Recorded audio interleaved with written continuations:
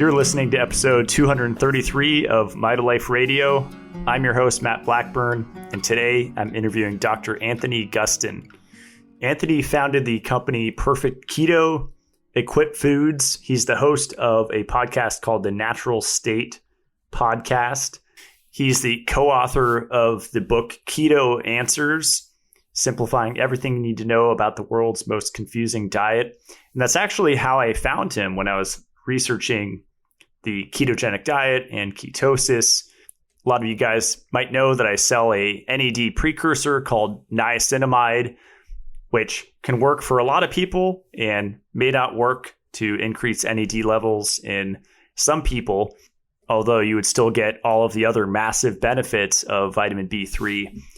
If you're one of those non-responders, Anthony sells a patch under the company Ion Layer, and it's an electrically charged patch, an NAD patch. So nicotinamide, adenine, dinucleotide, that cofactor to make cellular energy. And they're quite expensive, but if you use them strategically, if you're recovering from an illness, if you're traveling, if you're under a lot of stress, say you're moving, it's a great tool to have. So he goes into that a little bit in this show, but we talk about a lot of other things, his experience with mold toxicity, 4 things to focus on with mold. We talk about ketosis, circadian rhythms, quantum biology, eating seasonally, cold exposure, sugar, red meat versus other meats. I ask him his thoughts on vitamin E, and then I ask listener questions, including, has he cracked the code for the perfect feed for chickens or pigs? Is increased gluconeogenesis stressful to the body? What are the effects of ketosis on the thyroid? Does he eat 3 meals a day? What does he typically eat? Thoughts on PUFAs in nuts and seeds, daily protein requirements for men versus women, and a lot more. So enjoy the show. Here is Dr. Anthony Gustin.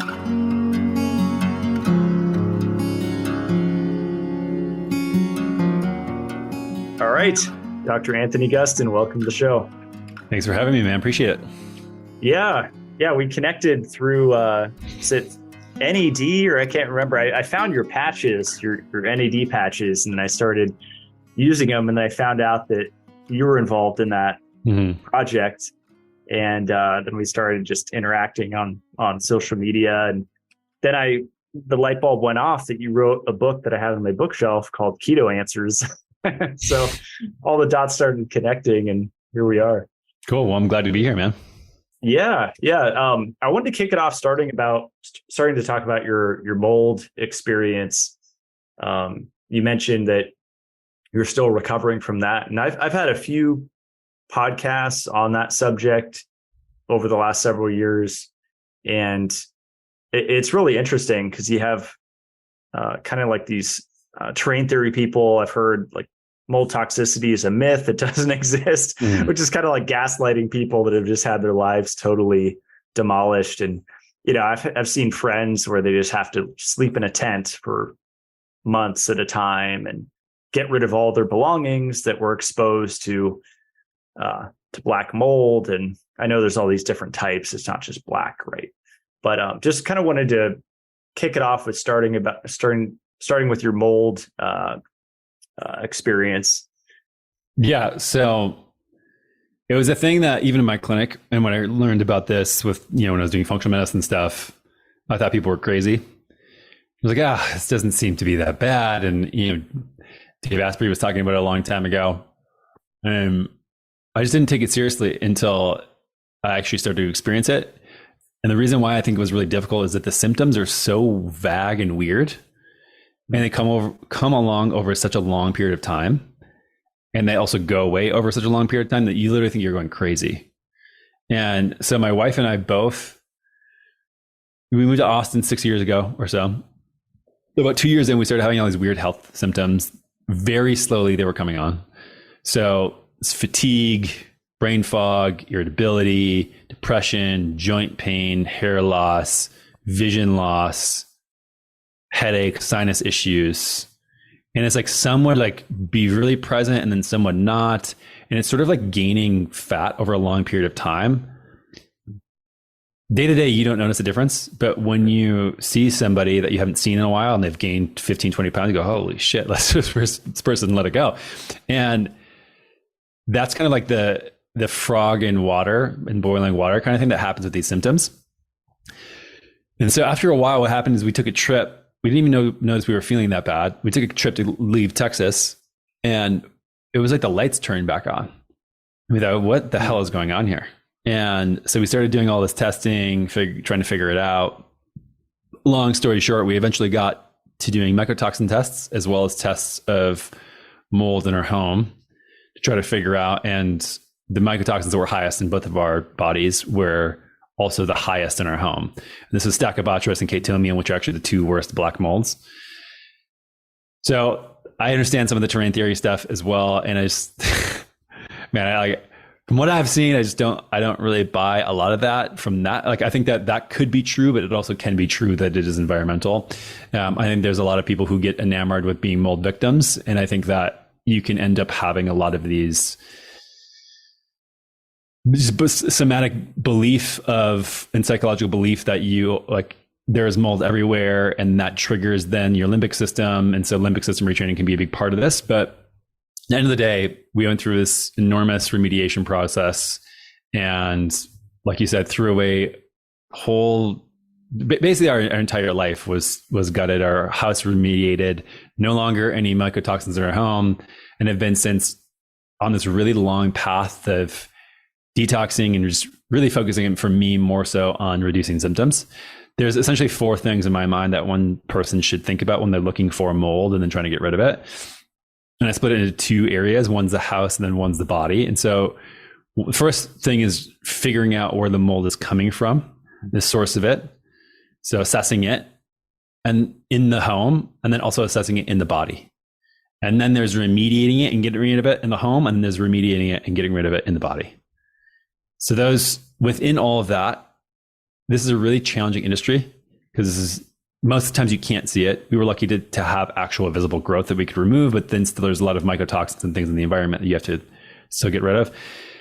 The tricky part is that every expert in this space has a completely contrasting view of every other expert in this space around what you should do in each one of those phases. So I had to be sort of my own guinea pig in this, which when you're fatigued and irritable and have brain fog and can't learn and like short-term memory loss, all this type of stuff, and trying to figure that out and be in the middle of it was really challenging for us.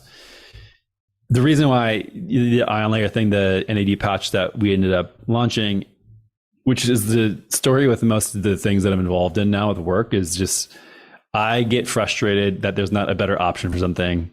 I find something that works for either myself or my patients, and then want to roll out a better option. I'm just kind of a stickler as far as business that way, like trying to figure out better ways to do things. And NAD, massive amounts of NAD, 500 plus milligrams IVs were really beneficial for us. Like we're like 95% the way there. Every couple of weeks, I don't know if it's just inflammation in our environment or whatever, but every couple of weeks we'll have these off days where like our symptoms will come back a little bit. I'll have some brain fog, some sinus issues, but it's nothing like it was before. Like I got like 70% better before. And then NAD got us from like 70 to 90. Wow. And nothing else was working at that point. We tried pretty much every certain supplement, detox thing, the whole like coffee enemas, sauna, IV plasmapheresis, ozone, like all this type of stuff. Getting rid of our environment, like moving out of Texas is one of the things that we did, is just moved. And nothing really got us back on track like NAD did, which you talk about sunlight stuff. Like I'm starting to get into this quantum biology, flow of electrons, redox kind of thing. Mm-hmm. And it makes sense. Like a lot of the things around keto, a lot of things around NAD, it's all starting to sort of make sense just from looking at flow of electrons now. But yeah, that's sort of like the genesis of, we were getting high dose NAD and having to pay whatever, $750 per IV, and go into an IV clinic, get jabbed, sit there, feel like shit for 3 hours. And I was trying to figure like the precursors didn't do anything for us. I tested my NAD levels, and even after a couple of months of taking precursors, my levels didn't change at all. And so that was just my experience. I know that some people like taking them. I felt nothing from them. I had no symptom relief from them. My NAD levels did not go up. And so, yeah, launched the patches to help people get access at home for about an eighth the cost. But yeah, that's been the journey with mold so far. I mean, it's obviously like a huge rant I just went on about the experience, but happy to dive into any areas specifically that are interesting to you. That was awesome. Yeah, I love the patches, and it's not to make this a commercial, but I have tried like liposomal NAD and even the precursors, which I wonder how much genetics plays a role. If someone can convert, vitamin B3 to NAD, whatever form of B3 it is. I wonder which, SNPs are involved in that. But yeah, the patch from Ion Layer, I definitely feel it every time I use it. And I've done, 5 days in a row, which is a great recharge. I have learned though, I can't put it on right after a shower. And then I think someone on your team told me wait at least 30 minutes, because I did that once and then my skin was just kind of erupting for the next day or two, which I wasn't freaked out about. It was just very irritating to the skin. I guess it was just that moisture that got trapped right after the shower. Yeah, it's kind of a combination of things. So once you're in a shower, typically your pores are open. And so you have open pores plus the adhesive, plus the NAD, plus the electrical charge. You just have so much stuff going on that I think the skin just doesn't like it. Mm-hmm. But if I wait, I learned like even just half an hour or ideally like an hour after I shower, then I put it on. One question I did had for you on the NAD, how long, what's the minimum amount to get the benefit? Because I think I would wear it basically until bed and then just take it off right before I go to sleep. And sometimes it would just be like 6 hours. Is that still pretty good benefit? Yeah, so just to give people some background about what this actually is. So it's a patch, it's a iontophoresis patch. And so what that technology uses is electrical charge to basically open up the pores in your skin. So that way you can get compounds that are otherwise needing to be injected or straight into the bloodstream, into your bloodstream. So if you just have like topical NAD, for example, that don't work because the molecule is too big. But when you have this charge, so the patch has 2 pads on it. One has, you just put saline and salt water on it. And the other side, you put the compound on it, has a little battery on it. So when you open the adhesive, it activates the battery and creates this electrical charge. That gradient allows your skin to open the pores big enough where some of these compounds can get into your bloodstream.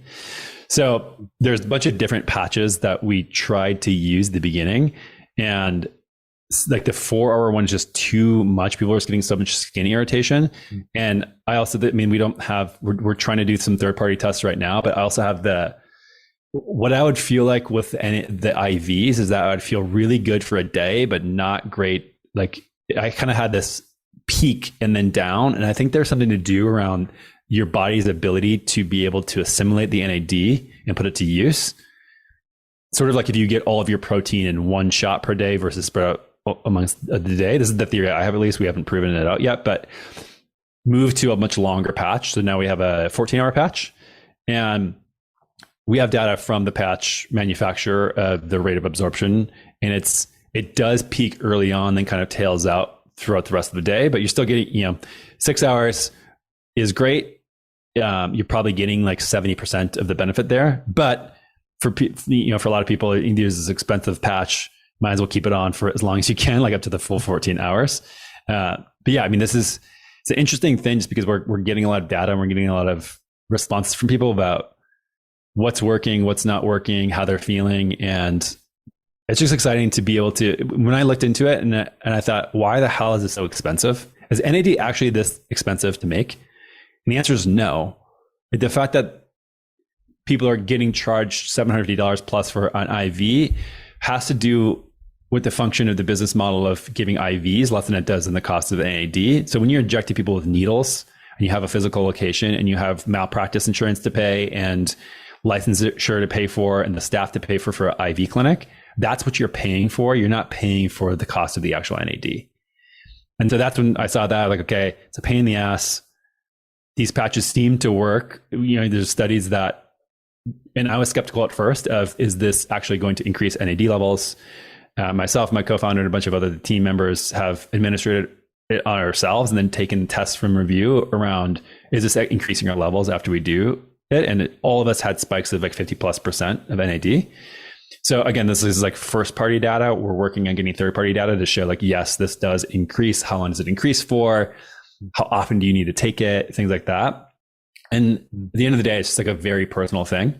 This is one of the compounds, and this is kind of like what people see with ketogenic diet and people see with NAD, which again makes sense from a lens of redox perspective of, it seems like a magic pill.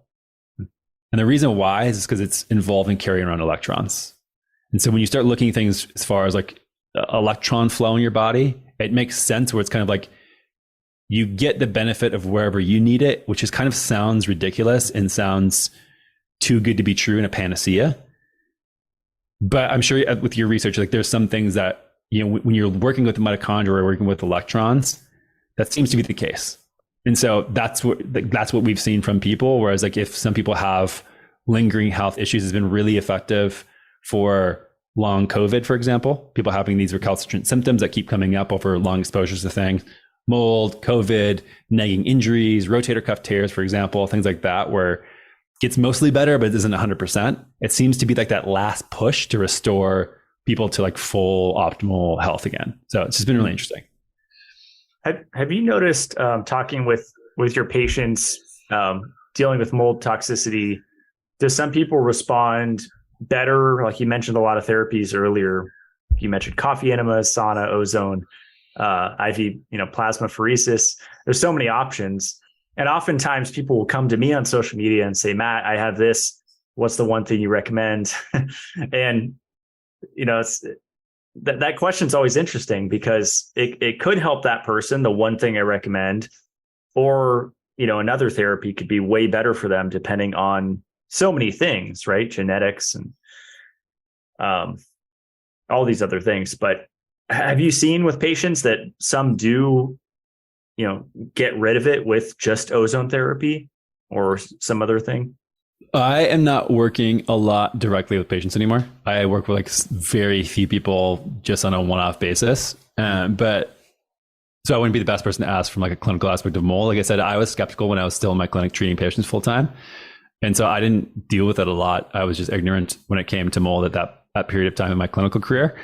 But how I would approach it now moving forward, knowing what I know, it's just everything is the same as far as you must have foundational things figured out before.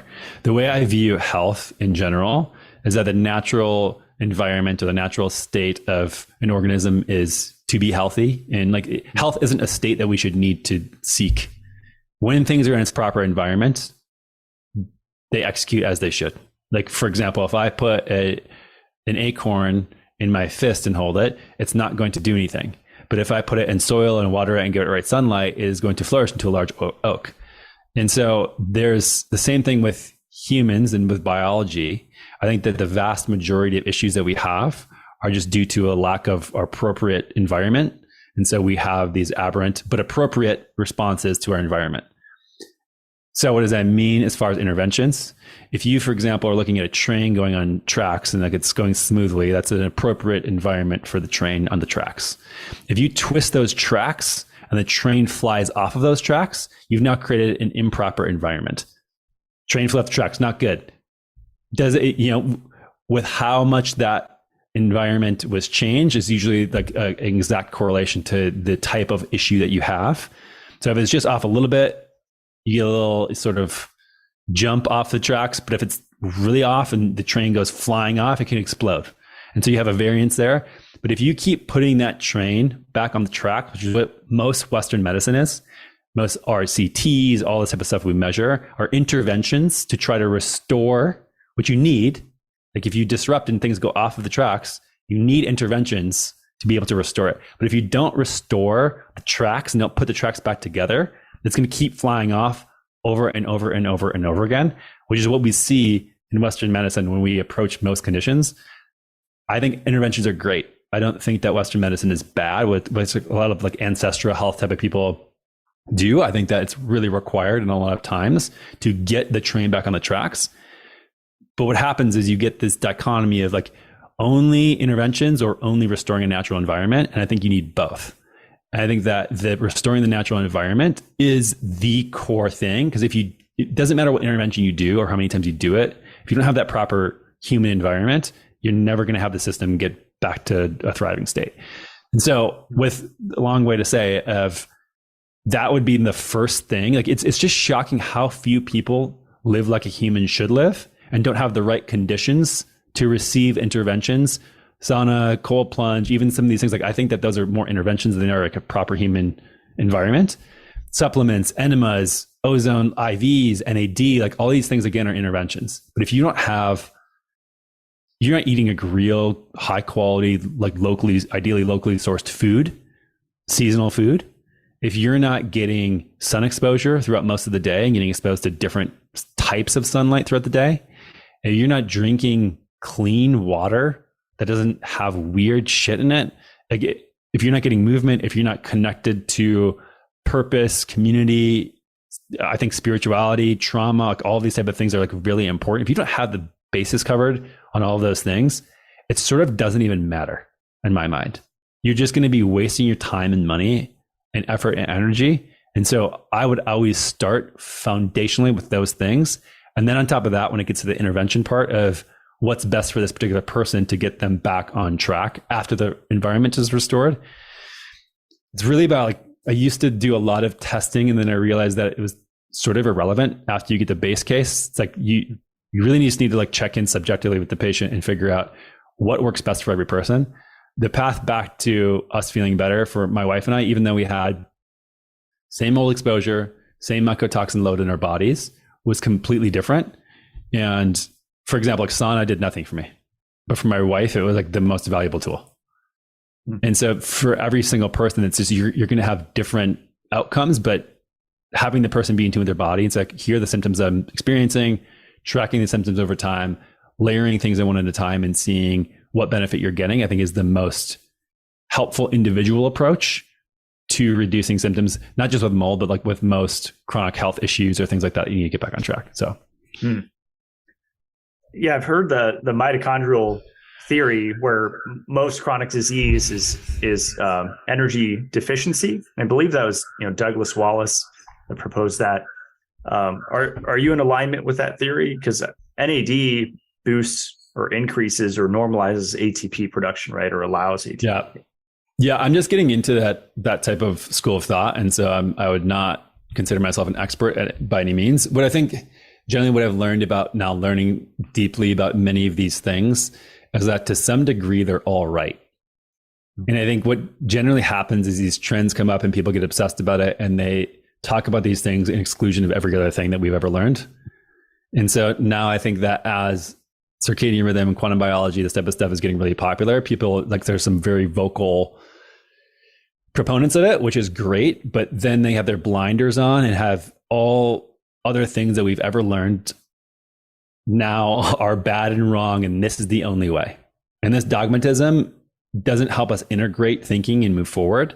And I saw the same thing with keto, paleo, carnivore, all of these things. And even with a lot of movement stuff and movement patterning and functional medicine stuff, as we figure out new ways to look at it, it's better to integrate those and to think about how does this fit into the overall puzzle instead of thinking exclusively, how does this thing only apply to everything else?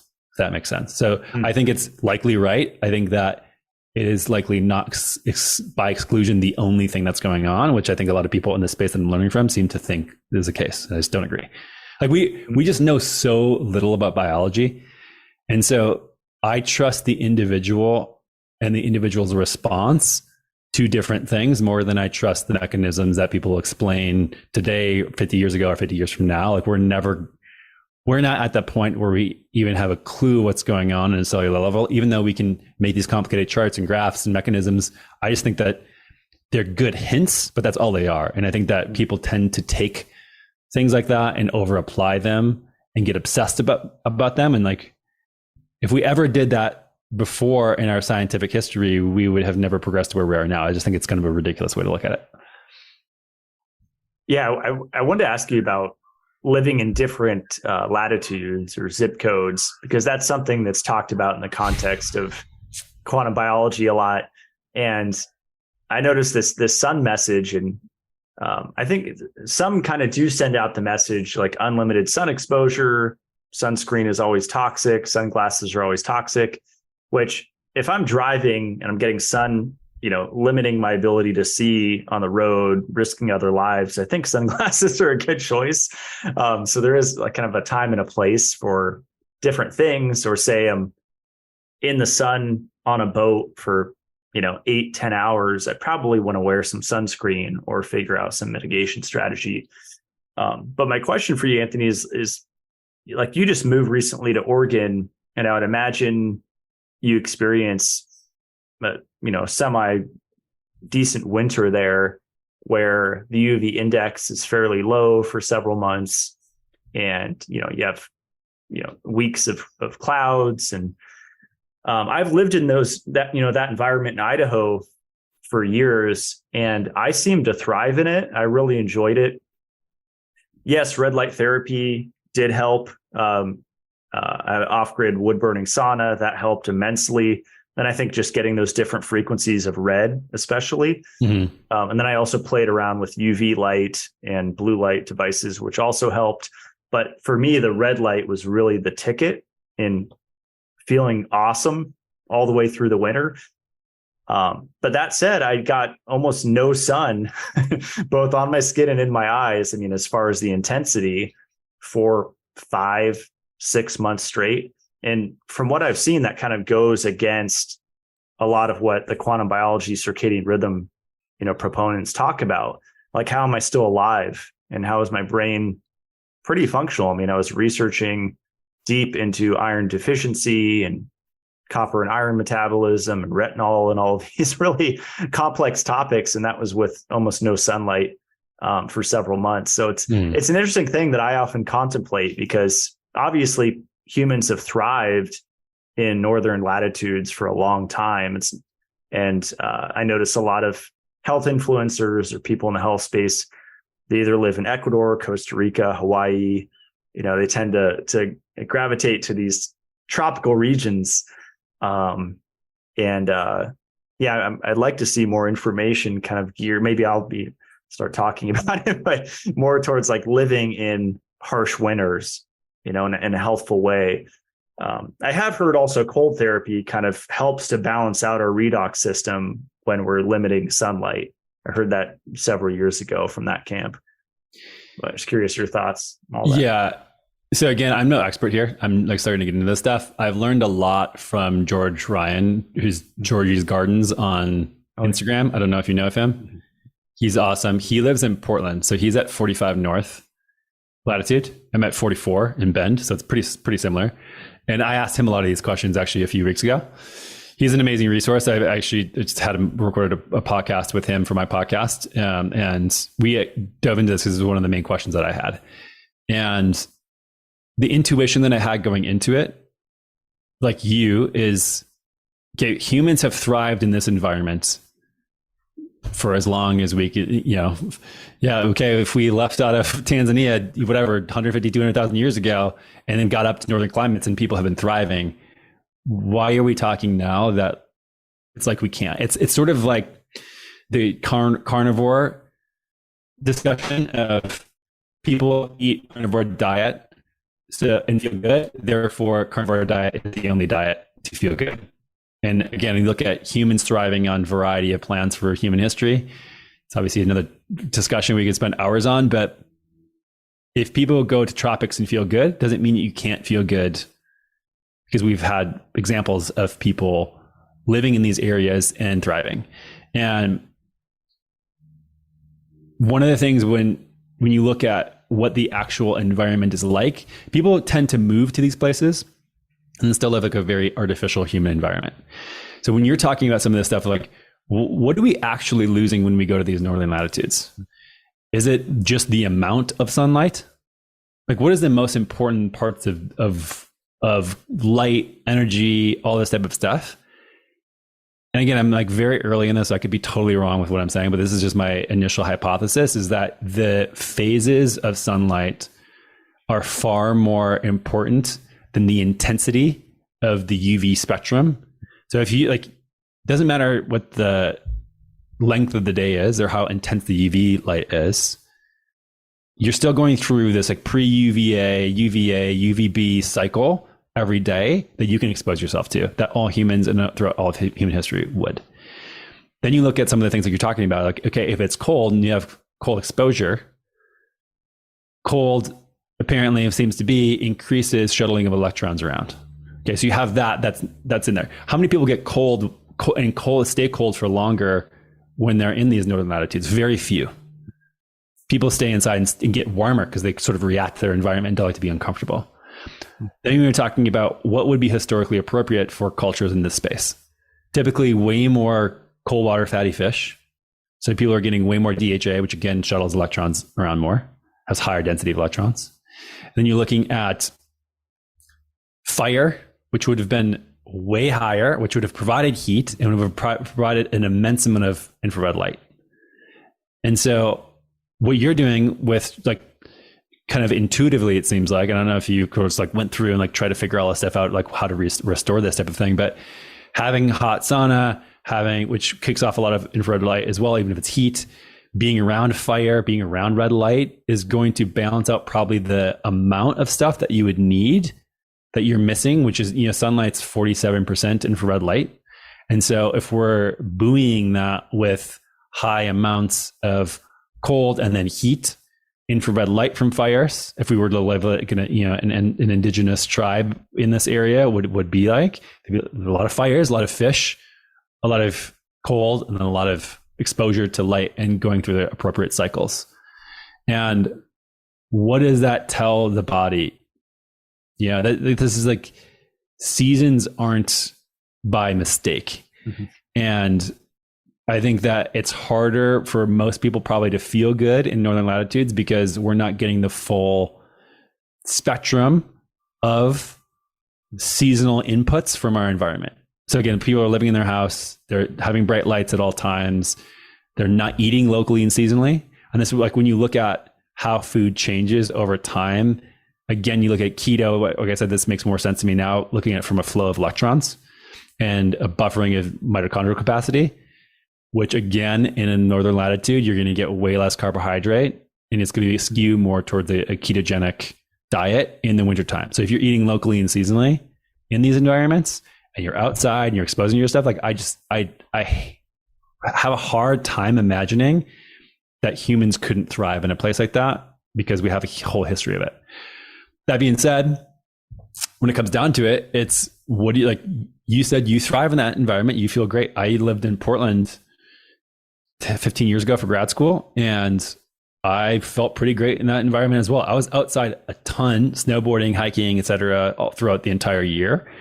And I felt great. Like I didn't have any issues. Some other people might operate differently. Like this is where like the individuality of genetics, genetic history, health history, goals, like where you're at, what you want out of your experience being alive, like that may change for yourself right now or for me versus you or whatever. And so if people thrive and feel way better and are connected to their environment more in the tropics, great. I feel pretty awesome. Like I feel way better being here so far than I did in Austin, Texas area. So I think you just have to like look at bring it back to like your own subjective experience and instead of like trying to optimize for some measure that other people are making in themselves, how do you feel day to day? What is your experience like as a human?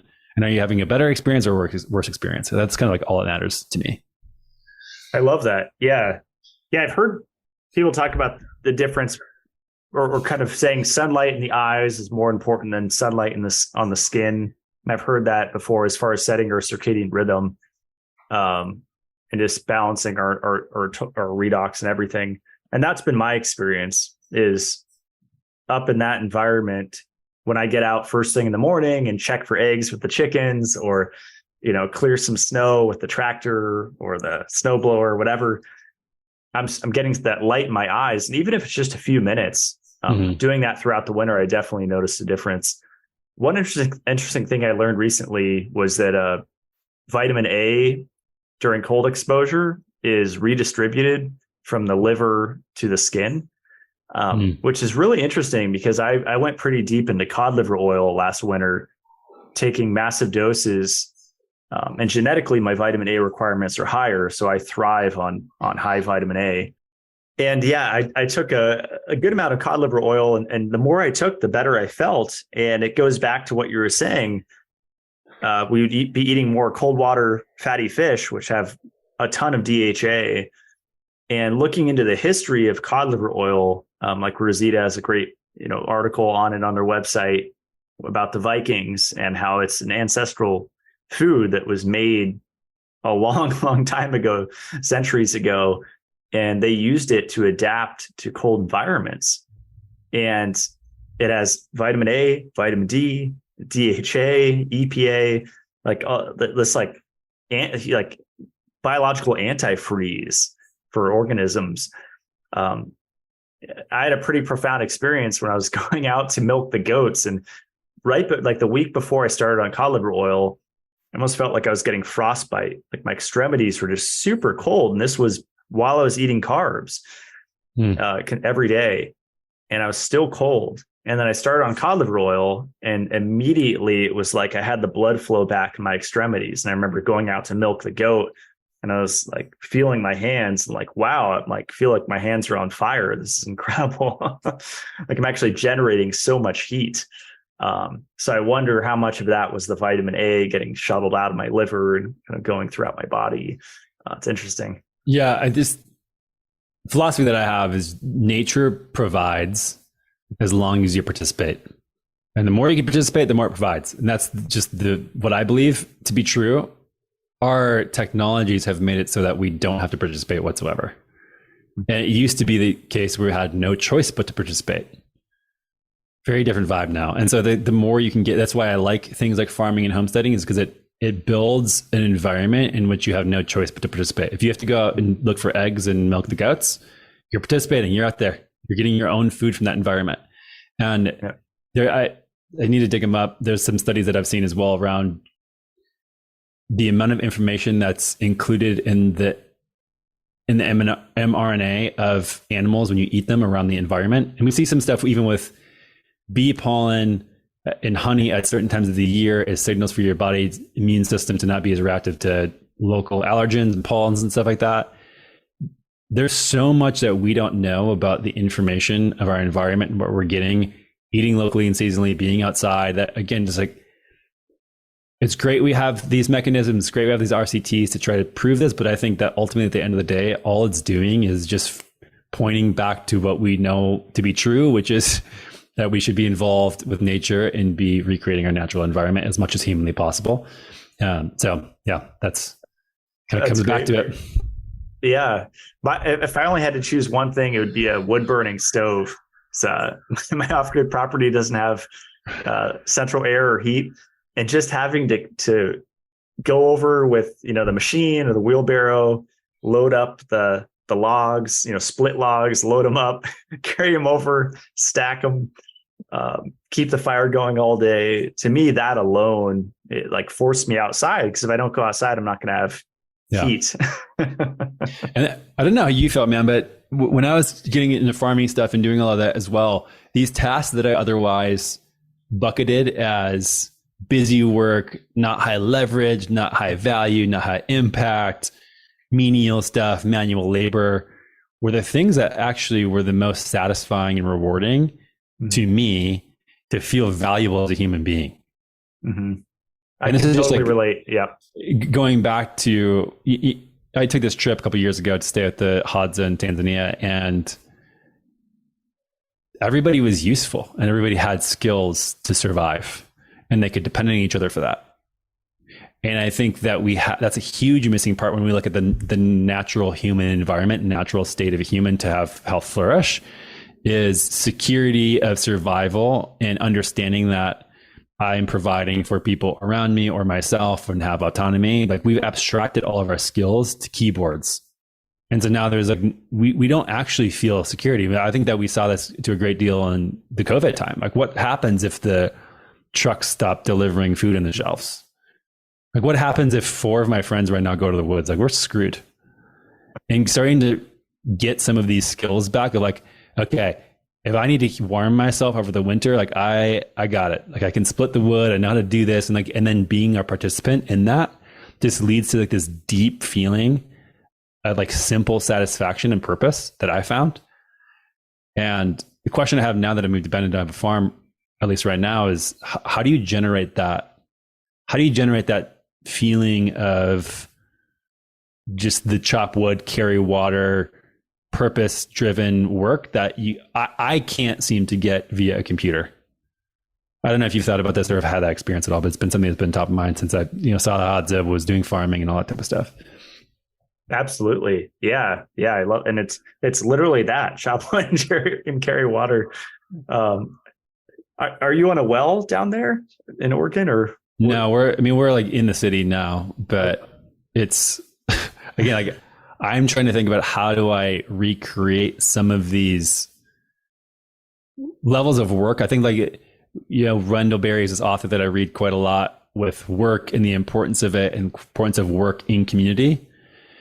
And yeah, I think it's worthwhile thinking about this type of stuff in a city, because I think it leads to, again, a lot of feeling of uselessness, even though you might be doing things and posting on social media and getting likes and whatever, and like making money and doing that type of stuff. It just it leads to an emptiness of me, like not have this sort of contribution to my own family and my own community.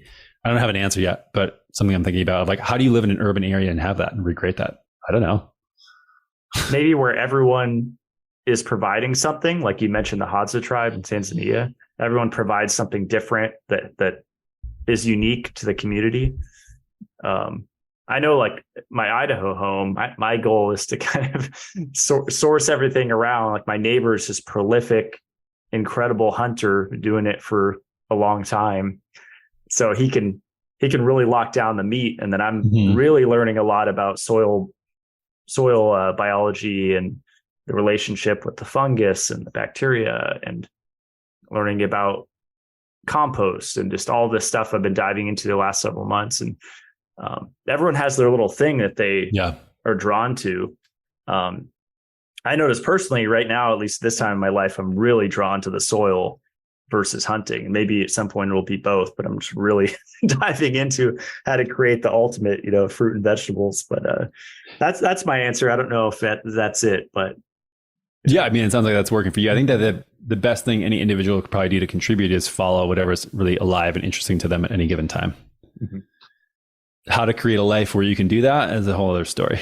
I mean, talk about like interventions and artificial things you need to do to get back on track of escaping the machine of having a 9-to-5 job that you hate is a tough one. And I think that's, people, it's another thing of like looking at when I was working with patients of, do you have a life that you just generally hate? It doesn't matter how many of these like food and exercise and things are piled on. If you have financial stress and like you hate your work and you hate the majority of your life, good luck getting well. It's just, and a lot of people are born into it. And I think it's another part that like is underrepresented when we look at how are we viewing the experience of a human as a whole, like holistically, instead of just like, are my physical health metrics dialed in? Does my Oura ring say this thing? Do my lab tests say that?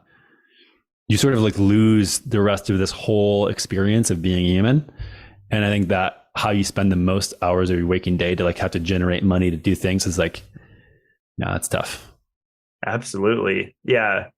I definitely need my time where I'm just no headphones in, silence, just focusing on, whatever I'm doing, whether it's on a walk outside or,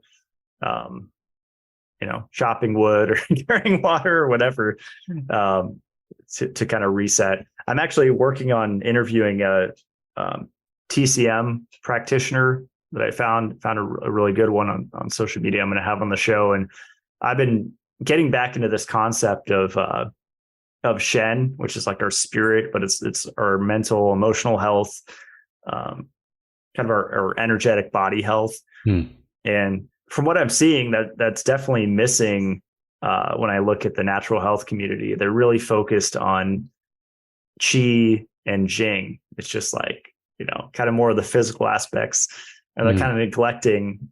I'm not talking about trauma work and all of that stuff, like just like in a more real sense. So how does the TCM, like traditional Chinese medicine, right? Like, how do they approach that mental, emotional, energetic body? Like, what's the way that they work with that? I'm gonna learn. I'm just delving into it now, kind of like you are with the quantum biology stuff. So I have a lot to learn, but I do understand there's certain herbs that help to build that, and then also they use acupuncture and different methods. And there's various types of acupuncture, qigong, tai chi. There's different practices one could do. I've been actually using my friend's PEMF machine, which sounds like a biohacking way to do it, but that's like magnetic acupuncture. It is actually working on the meridians. What are you noticing using that? This is another thing where I've seen it in the periphery, but I haven't gotten deep. Like, are you noticing benefits from using that? Oh yeah, it's unbelievable. I tend to have just neck and shoulder tension just from being on the, responding to emails, being at the computer a lot, responding to messages, keeping my business going. And I've been using this kind of necklace thing around my neck, and it just pulses, and you could turn the intensity up or down. Well, I have the intensity to max, but I have the pulse rate pretty slow, which the slower it is, you feel it more. And it actually generates ozone. It's like lightning in a box. And it's like it's not a steady pulse, unlike a lot of systems out there you'll find at conferences. It's randomized, so that way your body actually doesn't get used to it, which has more benefits. Interesting. The most base way that PEMF is working on the body is by fatiguing the muscle, which will cause it to finally relax. But my favorite thing about PEMF is it's actually energizing the cells. And if a cell has enough energy and there's these pulses coming in that are just pure energy for the cell, and that one cell's good, it will actually pass that to a nearby cell that needs it, which is incredible. So you could actually increase ATP production in tissues that really need it. So that's kind of like my ultimate kind of combo, is using hyperbaric oxygen therapy, diffusing oxygen further into the tissue where cells are hypoxic, and then combining that with PEMF. I think that you could, it's more advanced and sort of an expensive way to do it. But I think these are a few of the top therapies that should be in a lot of clinics to help people with so many different health conditions. Does it matter when you stack that? I wouldn't use them at the same time necessarily. And the hyperbaric treatment is generally, if we're talking about 2 atmospheres, which is where the benefits begin really, versus the soft chamber, it's like 1.3, 1.4. Most of the studies are beyond 2. Then we're talking like an hour to an hour and a half. Whereas the PEMF, you really only need 15 minutes with the right device. Do you have a brand or a device that you like a lot that you're talking about as the randomized one? Yeah, my friend Brandon. So I've known him for years, and he has a company called Shen Blossom. So he formulates really cool, like really awesome blends of herbs. Shizandra, goji, hoshiwu, reishi, spores, all sorts of different blends of really unique formulas. But he just created it's called the ARC. So I'm interviewing him next month on it, and he's already in a few clinics. It stands for Advanced Resonant Charge. But yeah, I've been really into the frequency stuff, which is what drew me to this, because I like Royal Rife frequencies. Have had wild experiences with the parasite protocols on that. Really like the Dan Winter Therify. That's the energized noble gas, like plasma. So you run 250,000 volts through it, and you lay on this massage table in between these two look like bulbs, like really thick bulbs. And these were used in Tesla times with a lot of scientists that we didn't hear about. What is this called? So that's called the Therify, which is it's basically, if you want to picture it, it's 3 components. So you have a giant rectangular box that goes under like your standard massage table. And inside that like case, there's a really long, like Tesla coil.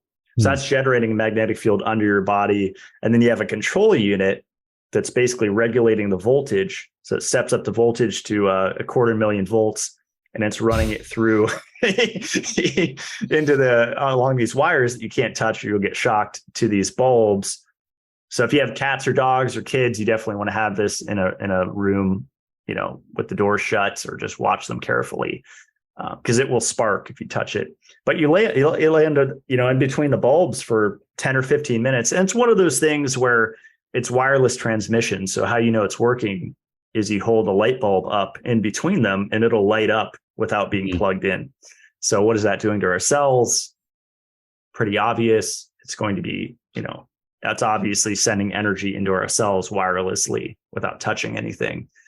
Do you have one of these units, or where do you go to use it? Yeah, I have one. Yeah. Dan Winter, he talks like an extraterrestrial. He's almost impossible to understand. I could follow him for about 5 words, then I lose him. So he talks a lot about quantum, he's really into the spin, getting the spin on the cells correct. Because if they're spinning the wrong way energetically, then but it's really scientific. I mean, he's not just talking from an energetic viewpoint, kind of esoteric. It's like very quantum mechanics stuff. I can't follow it, but I know it works.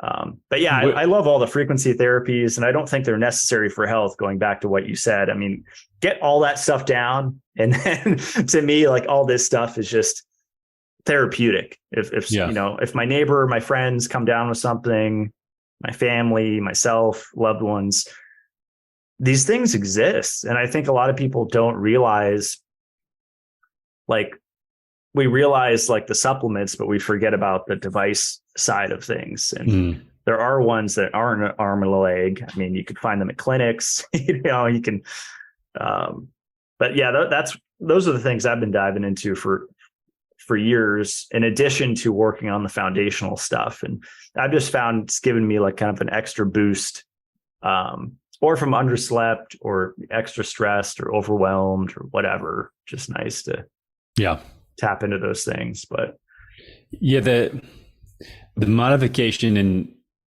the woo term of just energy or vibes of a person or your experience, it's something that I think we'll figure out in 5, 50, 500 years and be able to quantify it, just like we are able to quantify stuff right now. And that's why I'm interested to see what you get out of this TCM type of stuff, because to a large degree, man, I know almost every one of these people who have big podcasts and social media who are quantifying physical health, and very few of them are actually happy and actually have a high quality of life. And it's like if it was all about maximizing routine and like 14 minutes at this many degrees of sauna or cold plunge or all this type of stuff, or this RTT to like make this thing go, you figure that their experience of being alive as a human would be subjectively better than it is. And that's why looking into some of these, this is a fascination that I had over the last couple of years as well, going away from physical health and looking more at mental, emotional, spiritual, relational health, to look at the organism as a whole instead of it being reduced to physical markers, has been so much more illuminating to me. And looking again, like with the frame of within those, what is the normal human environment for that, but as well, like what are interventions that we've used for a long period of time. And especially in Chinese medicine, there's, again, people like to look at Western medicine with exclusion of Chinese medicine, because like we have to choose between one or the other. And again, like let's look at this, and how does this work in conjunction with, how do we integrate these things? There's just so much wisdom that we're losing trying to figure out only what's relevant in the last 30 years of science. And I think that we're just losing so much work that we've already figured out how to restore systems and balance stuff. So kudos to you to look into this stuff, because very few people have the balls to do it. That's well said. Yeah. I don't know if you saw my repeat phase, but I did really high carb for a couple of years and figured out that wasn't good for my body type, my genetics, my environment, whatever it was, it just didn't work for me. But I think a lot of people went out and said, "Oh, now Matt's zero carb." He's went from one extreme to the other. Or he was anti-iron and now he's super pro-iron. But I like how you said it. We always have to choose the one or the other. That's kind of like the mantra that's repeated in the natural health community. And why not both? Why not an integration approach with everything? That's why I love traditional Chinese medicine. I'm on a break from coffee. I'm experimenting with paraxanthine, feeling awesome, way better than caffeine. I don't know if I'll ever go back to coffee, maybe.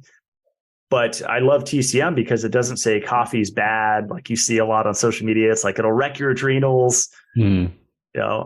I've interviewed people on my show. They drink like a large amount of coffee, like a quart or something crazy every day. And they sound super relaxed, like a frequent guest on my show, Adam Bergstrom. So everything works differently for different people. And I like that TCM realizes that it doesn't just label coffee as bad. It's medicinal. It can be used for a purpose. If a person has certain dampness or dryness in certain organs, it can be used to balance someone out. So that's kind of my perspective with health now. It's like everything can be used as a tool for different people at different times. But one thing I have found, cutting out refined sugar, I don't know where you stand on this, because even Mercola is pro white sugar now. And it's kind of like we've gone into this other dimension, like Twilight Zone. Like it's pretty wild to see. It's like, how is this possible? I mean, you know why though, right? Because the algorithms promote controversy. And this is people who their entire identity is wrapped up into being this person who has this attention, and like, you need to keep the wheels going because the engine's so big. You must continue to find controversy. Right. Otherwise the likes go down, the followers go down, and this is the world we live in. That's why it's an incentive that people are reacting to. I think it's a normal human way to like work towards incentives, but that's what's going on. Yeah. I'd hope he and other people that are promoting this now are legitimately living it, because I did.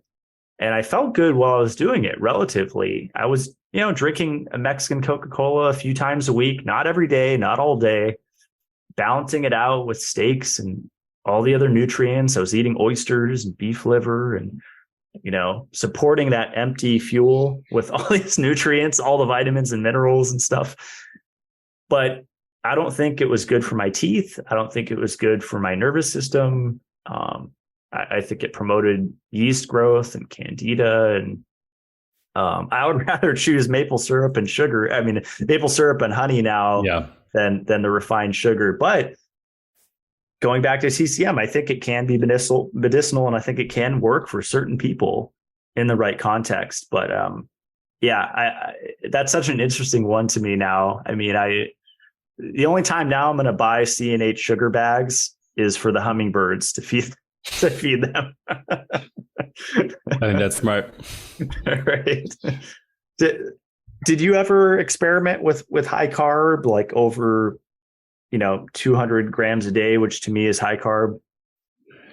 Yeah, I also didn't feel, I felt very inflamed all the time.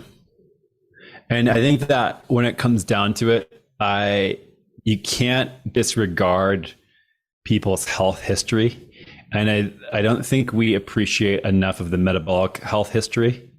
Mm-hmm. And for some people it might work great, for some people it doesn't work great. And that's just the way it is. I think that the example I give all the time is if you step off of a curb and sprain your ankle, you can heal in 8 weeks, no problem.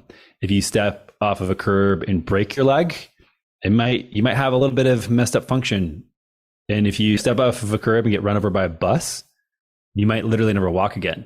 And I think the same thing happens internally with a lot of insults, and again, like the train off the tracks type of thing. And sometimes people who might have had the capacity to do well with carbohydrates, for example, damage enough internal stuff where you just have to choose different routes moving forward. Right. I know tons of athletes who have had injuries where they just had to work around it and figure out a new way to get the same goal. And I think the same thing happens metabolically. And I think that just the way I grew up and the history of metabolic damage that I had, standard American diet, eating Doritos for dinner type of thing, Hot Pockets for dozens of years, boxes of cereals a day, just like insane amounts of seed oils, insane amounts of carbohydrates at the same time. Put me to a point where like I just don't do well with a lot of carbs.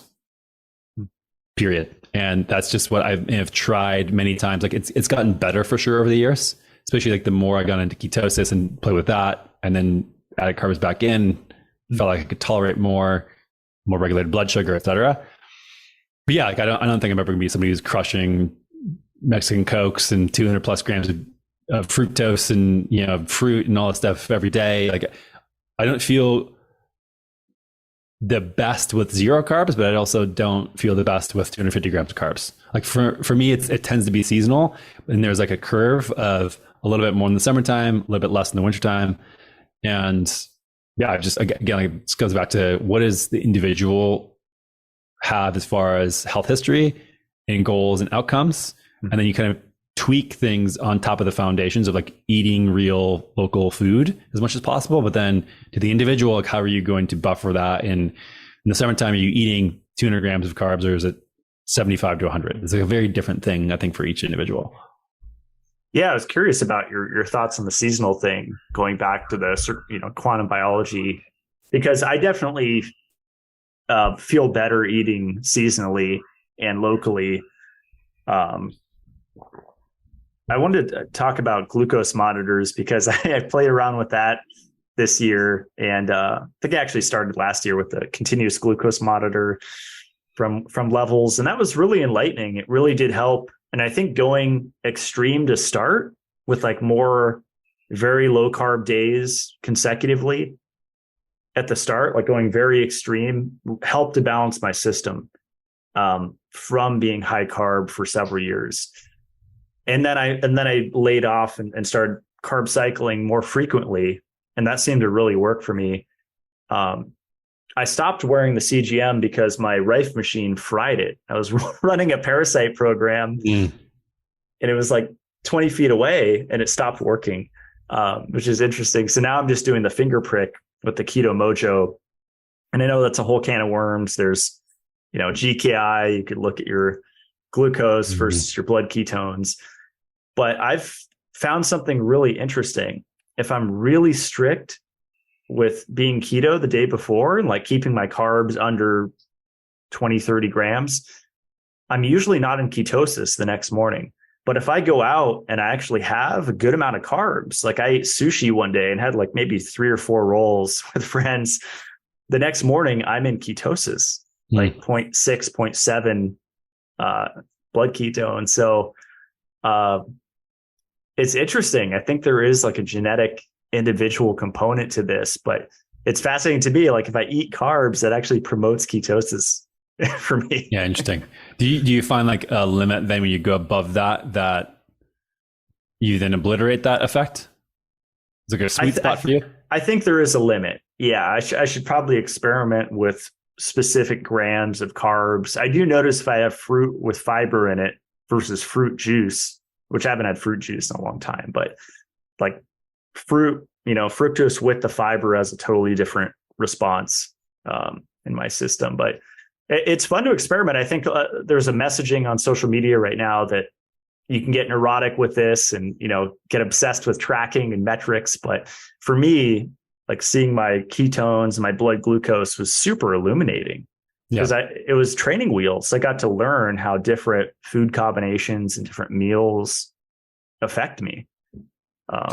Yeah, I think tying it into how you feel broadly is a really great thing. One of the things I changed my mind on quite a lot over the last couple of years, I used to think that, especially when I was really deep in the keto stuff, that as low as you can get your blood glucose at all times would be better. Like total area under the curve, effectively. Less spikes better. And I just don't know if I agree with that as much anymore. And I think that it's not necessarily about if something spikes, it's more about how well can your body dispose of that and use of that glucose. I just don't think we have enough information on an individual or population level. And I think that most people, it's great to be able to, if somebody has a huge spike and doesn't return to baseline for a couple of hours and they have a blood sugar crash feeling, or if it goes below baseline or some of these things, and they just, for the first time, realize because of this data what I put in my body changes how I feel. I think that's the light bulb goes on for a lot of people. And that I think is the most beneficial thing. And then, like you said, like if you want to tweak and like really get into it, awesome. I just think like same thing here where we focus sometimes a little too narrowly and bucket every experience into one thing. Spike bad. Right. And I just, I was with these Hodds guys and they climbed up a tree and we ripped out several combs of honey and we're eating probably ate 3 cups of honey. I would have to assume that we had CGMs on them, their blood sugar would spike. Does that mean that they shouldn't do that? I think that everything must be taken into context of a whole.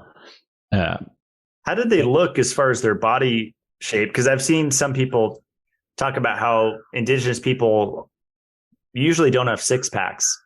And they usually have almost like a bloat. I've seen pictures of indigenous people where it's almost like a beer belly, and yet they're thriving and they're super healthy. Because I think there's this concept now that men should all be super ripped and have 6-packs to be, in optimal health. I kind of question that. Of course, there's a balance. I'm not saying we should all have bellies, but dad bods, right? Dad bods. Yeah. I mean, I think that what I noticed is that there was a genetic variability between the people. Some of the guys were super jacked and lean and very ectomorph style, and some were a little bit more puffy, but still within normal limits of when you look at a human being. I think that this is where our just interpretation of what is a normal phenotypical expression of a human biology is so just out of control at this point. And it's either one or the other. Like you said, you're either super ectomorph, jacked until you're 75 and dead, and that's the only way you can be healthy is if you look like that. Or if you're at all, have any bit of body fat on you, you're likely to be dead next year from heart disease. And again, where are we at? Let's look at human history and let's look at people in these settings, and they have a normal distribution of ectomorphic to endomorphic sort of body types. And that's what I saw, and that's what I appreciated. The female as well, there were very few ultra lean females. Very few. Wow. And this is something that I don't think is appreciated of. I think that in general, we hold women to this weird standard to do all things like a man.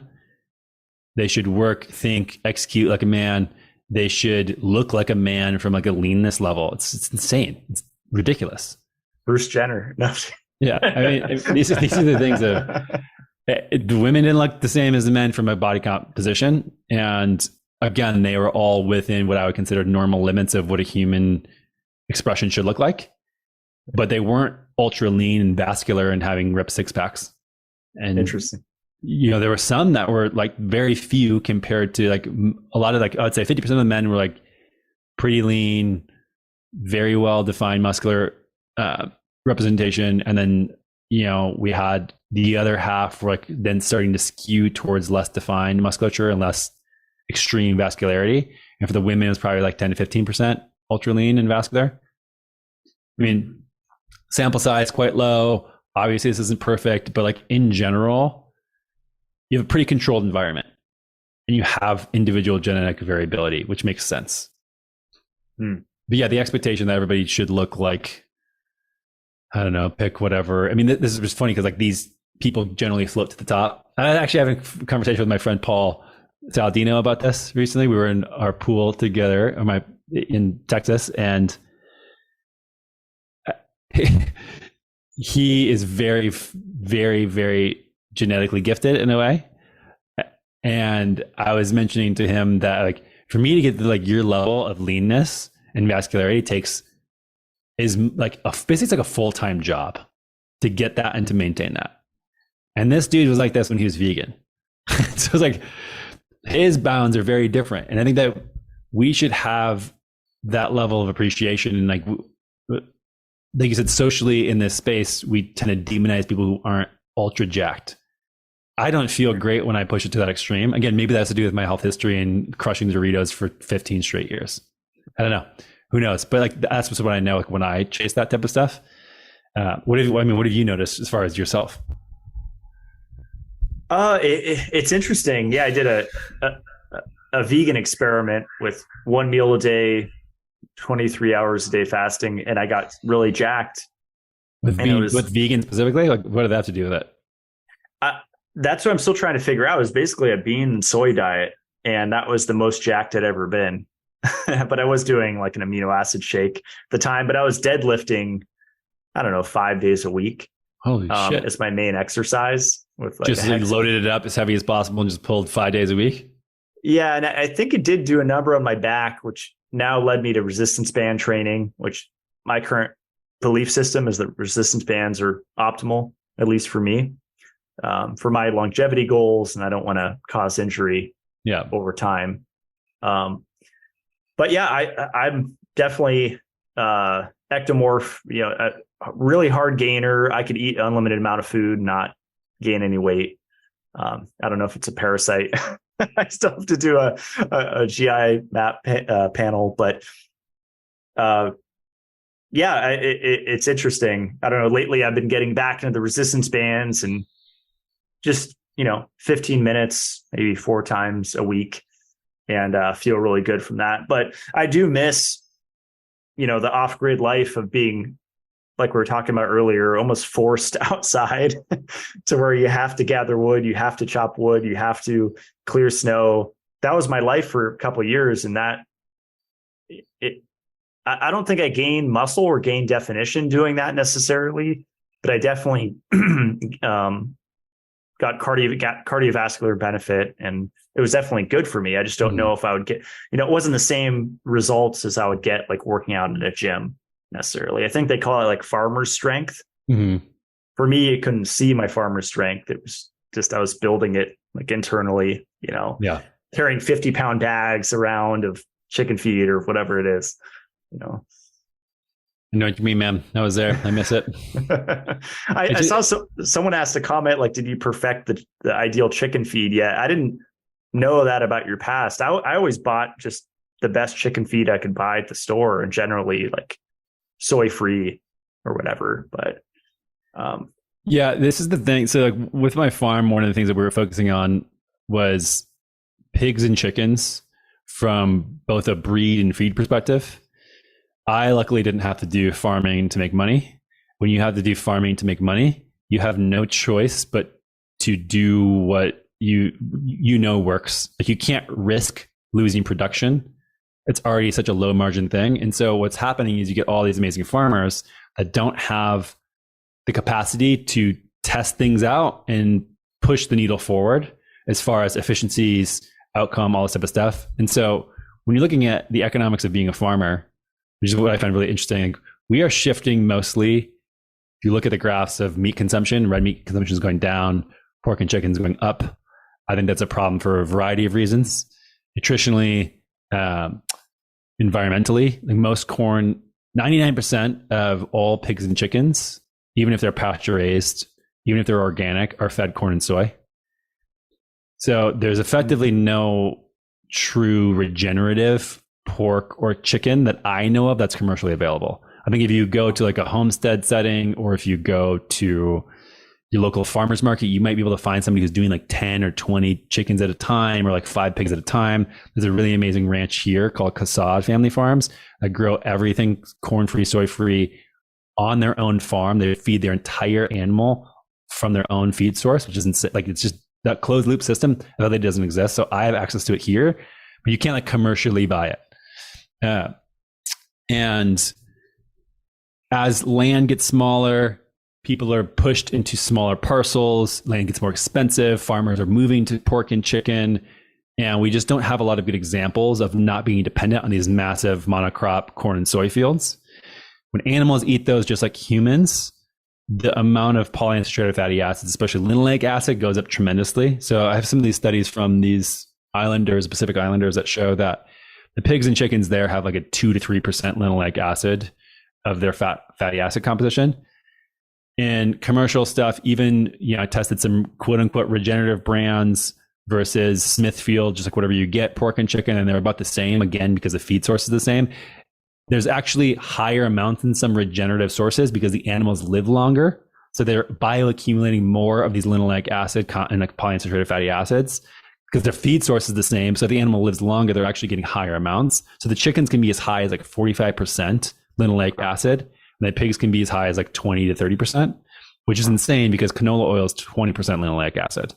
I'm not saying that canola oil is better to eat than a chicken for sure, but when you look at overall linoleic acid and it being, horrible from in that amount for a lot of different reasons, most people just don't know that. The chicken that they're spending $60 on has been fed corn and soy and has a ridiculous amount of linoleic acid. Anyway, all that to be said, I had this point where I could be able to experiment with both different breeds as well as different feed combinations with our animals to figure out the variables here of how fast does the animal grow out. So that's a huge thing with farming in general. Like, how long does the animal have to be in your farm before you can butcher it and sell it for a profit? What is the weight at that? And like, what is the body composition? So if you have an animal grow out, but for a pig, for example, but it's, 15% fat versus 5% fat, there's different meat that you can sell. Like, one animal has higher carcass. What is the taste? What is the nutrition of the animal? Like, what is the outcome of their actual nutrients? And then what is the feed input cost? And then another variable that doesn't really need to be included here, but like, what is the labor management of the animals?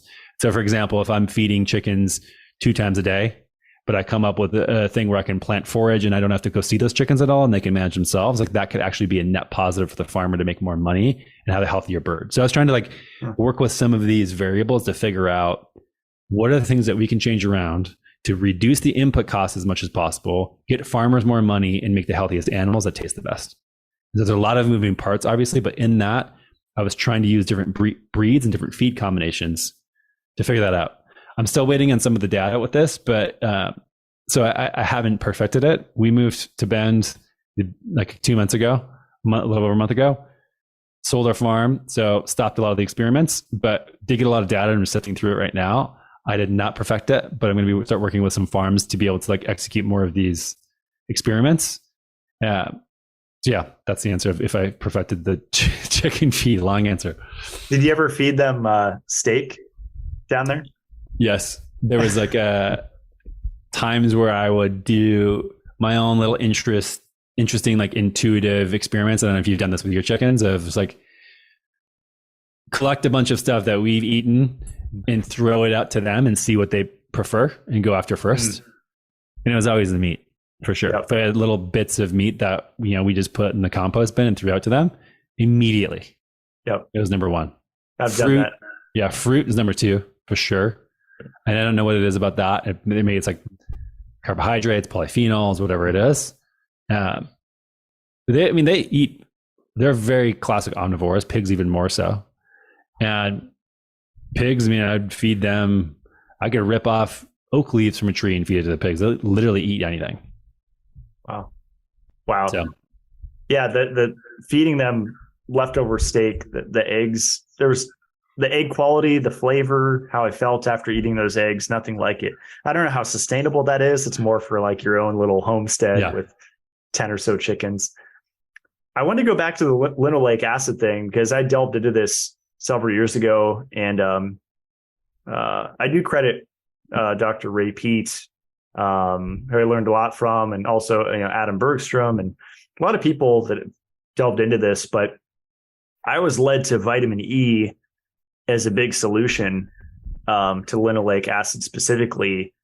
And one of my first products, actually, the first year of Mitolife, was PUFA Protect, a vitamin E mixed tocopherol supplement. Well, first I started with alpha tocopherol, the most important isomer, clinically studied as the most important isomer that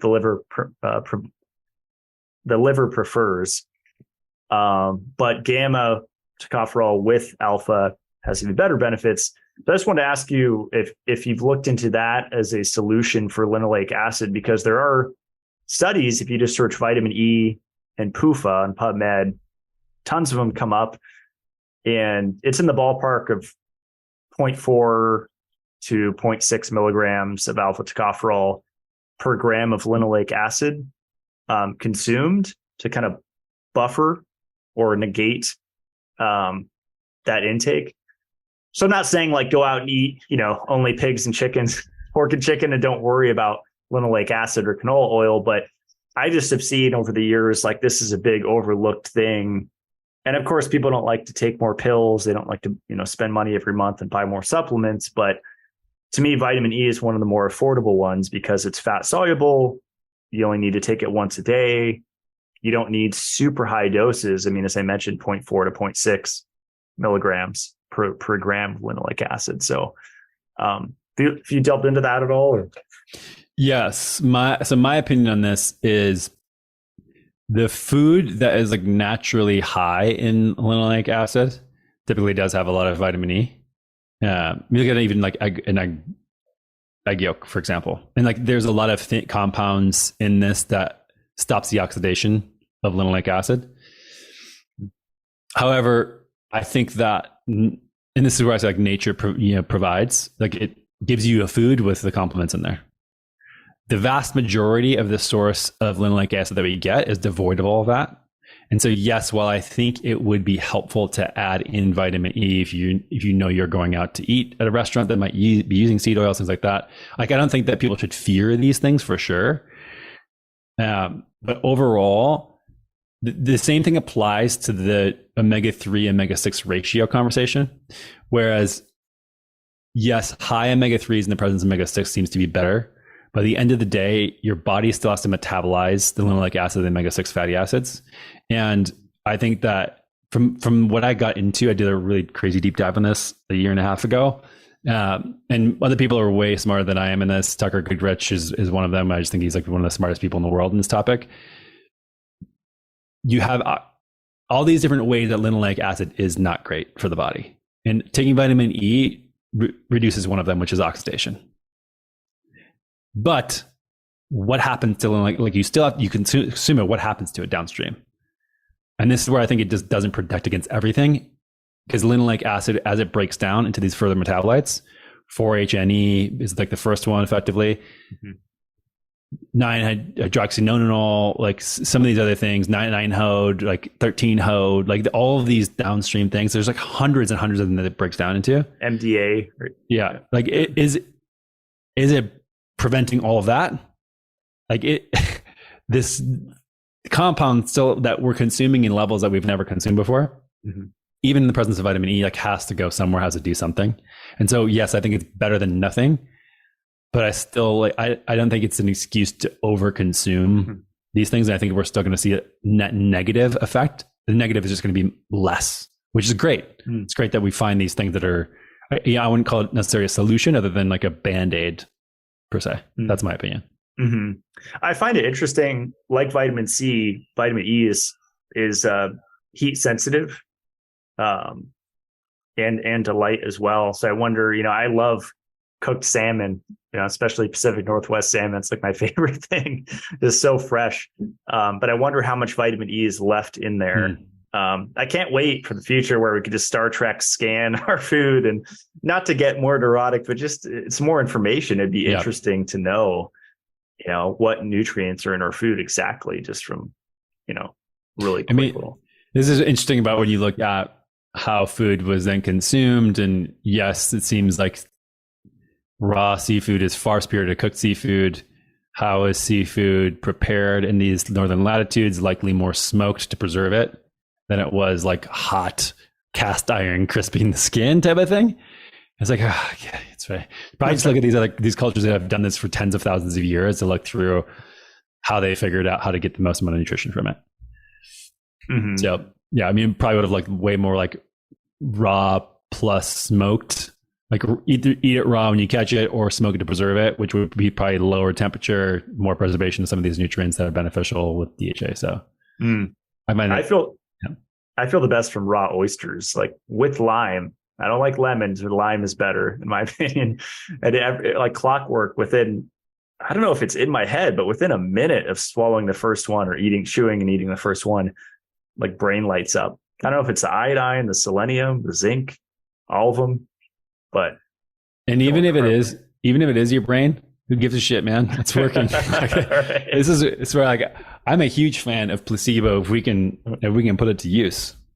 And then maybe that's not scientific to me, but if the outcome is the things are literally happening, I mean, they showed placebo studies of taking sugar pills, but having the same mechanism of the actual drug that you're comparing it to. So who cares? If it's, on a kind of moving tracks here to a different thing. I noticed you interviewed Lat Manser, and I had him on my podcast of HVMN, and that's a rabbit hole I went down recently, really deep, because I didn't realize like they used to sell a different ketone product, and now other companies are selling that, saying it's better. You know, it's like the ketone esters versus the 1,3-butanediol. And that's such a interesting rabbit hole. And I feel personally better from the 1,3-butanediol.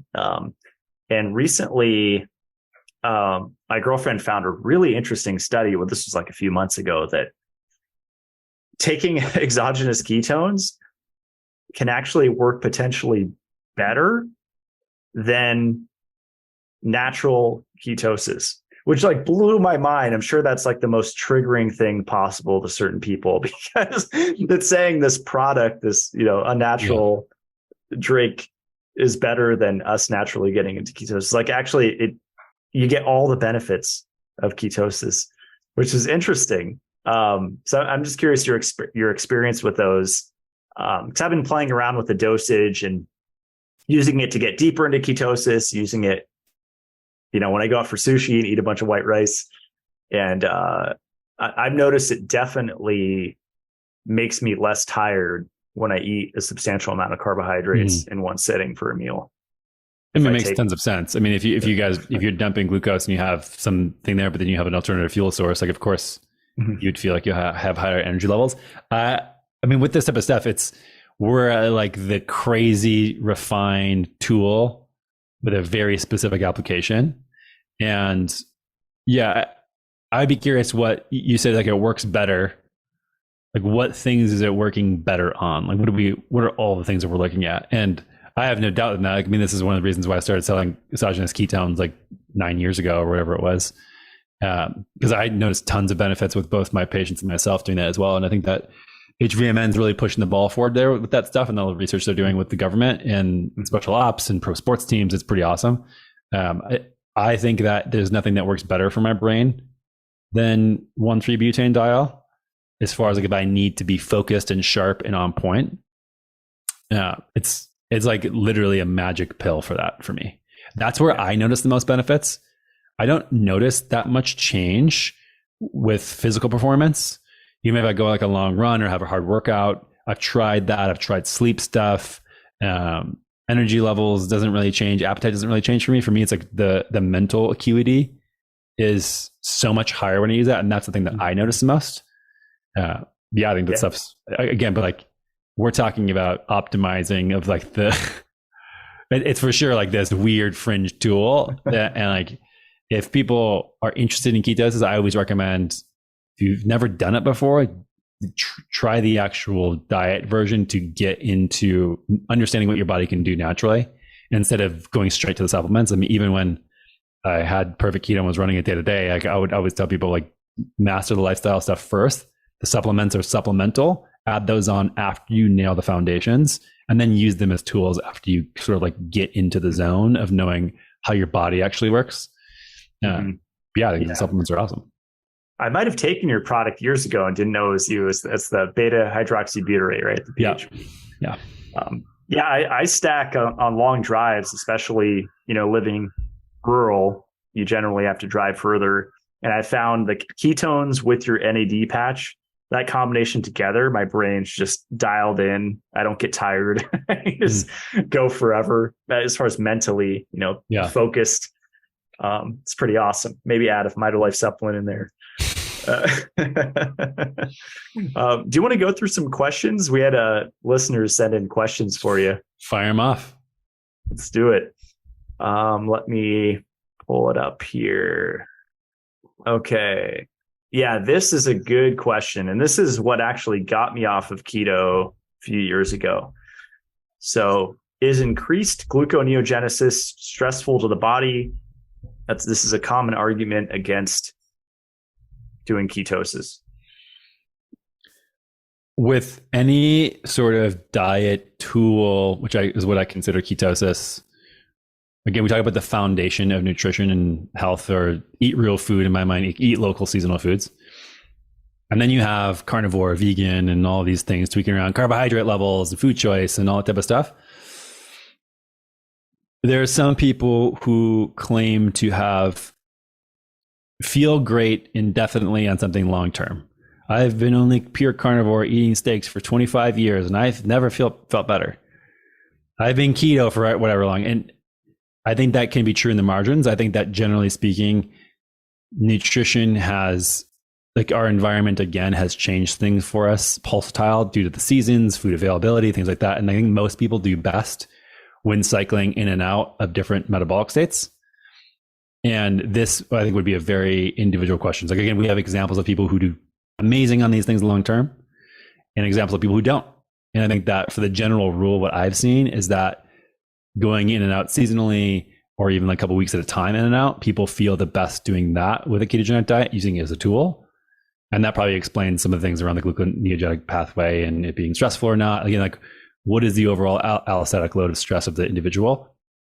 Probably it's key. Like, I stopped doing fasting over the last couple of years entirely and felt way better. I stopped doing cold plunges for a while because my body was so overloaded with the mold stuff.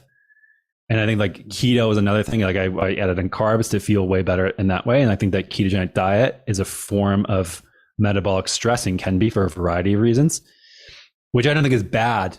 I don't think cold plunges are bad. I think they're just like, what's the overall load of the body and what can you tolerate and what are your goals? So I don't think there's like a binary answer here of yes, it is bad or yes, it is good. I think it's just like so context dependent. But yeah. I completely agree. Yeah. I feel like where I'm at now, I'm pretty much in ketosis overnight and sleeping is enough. But for some people, they might need a day or two or more to get into ketosis. Like that overnight process probably isn't enough. So what about effect of ketosis on the thyroid? Because that's another common argument that it lowers thyroid hormone. The evidence that I've seen shows that with most hormones in ketosis, you actually need less of them. And so it's more of the body regulating the appropriate dose and some of these endogenous hormones. You see the same thing with testosterone with keto. It lowers quite significantly.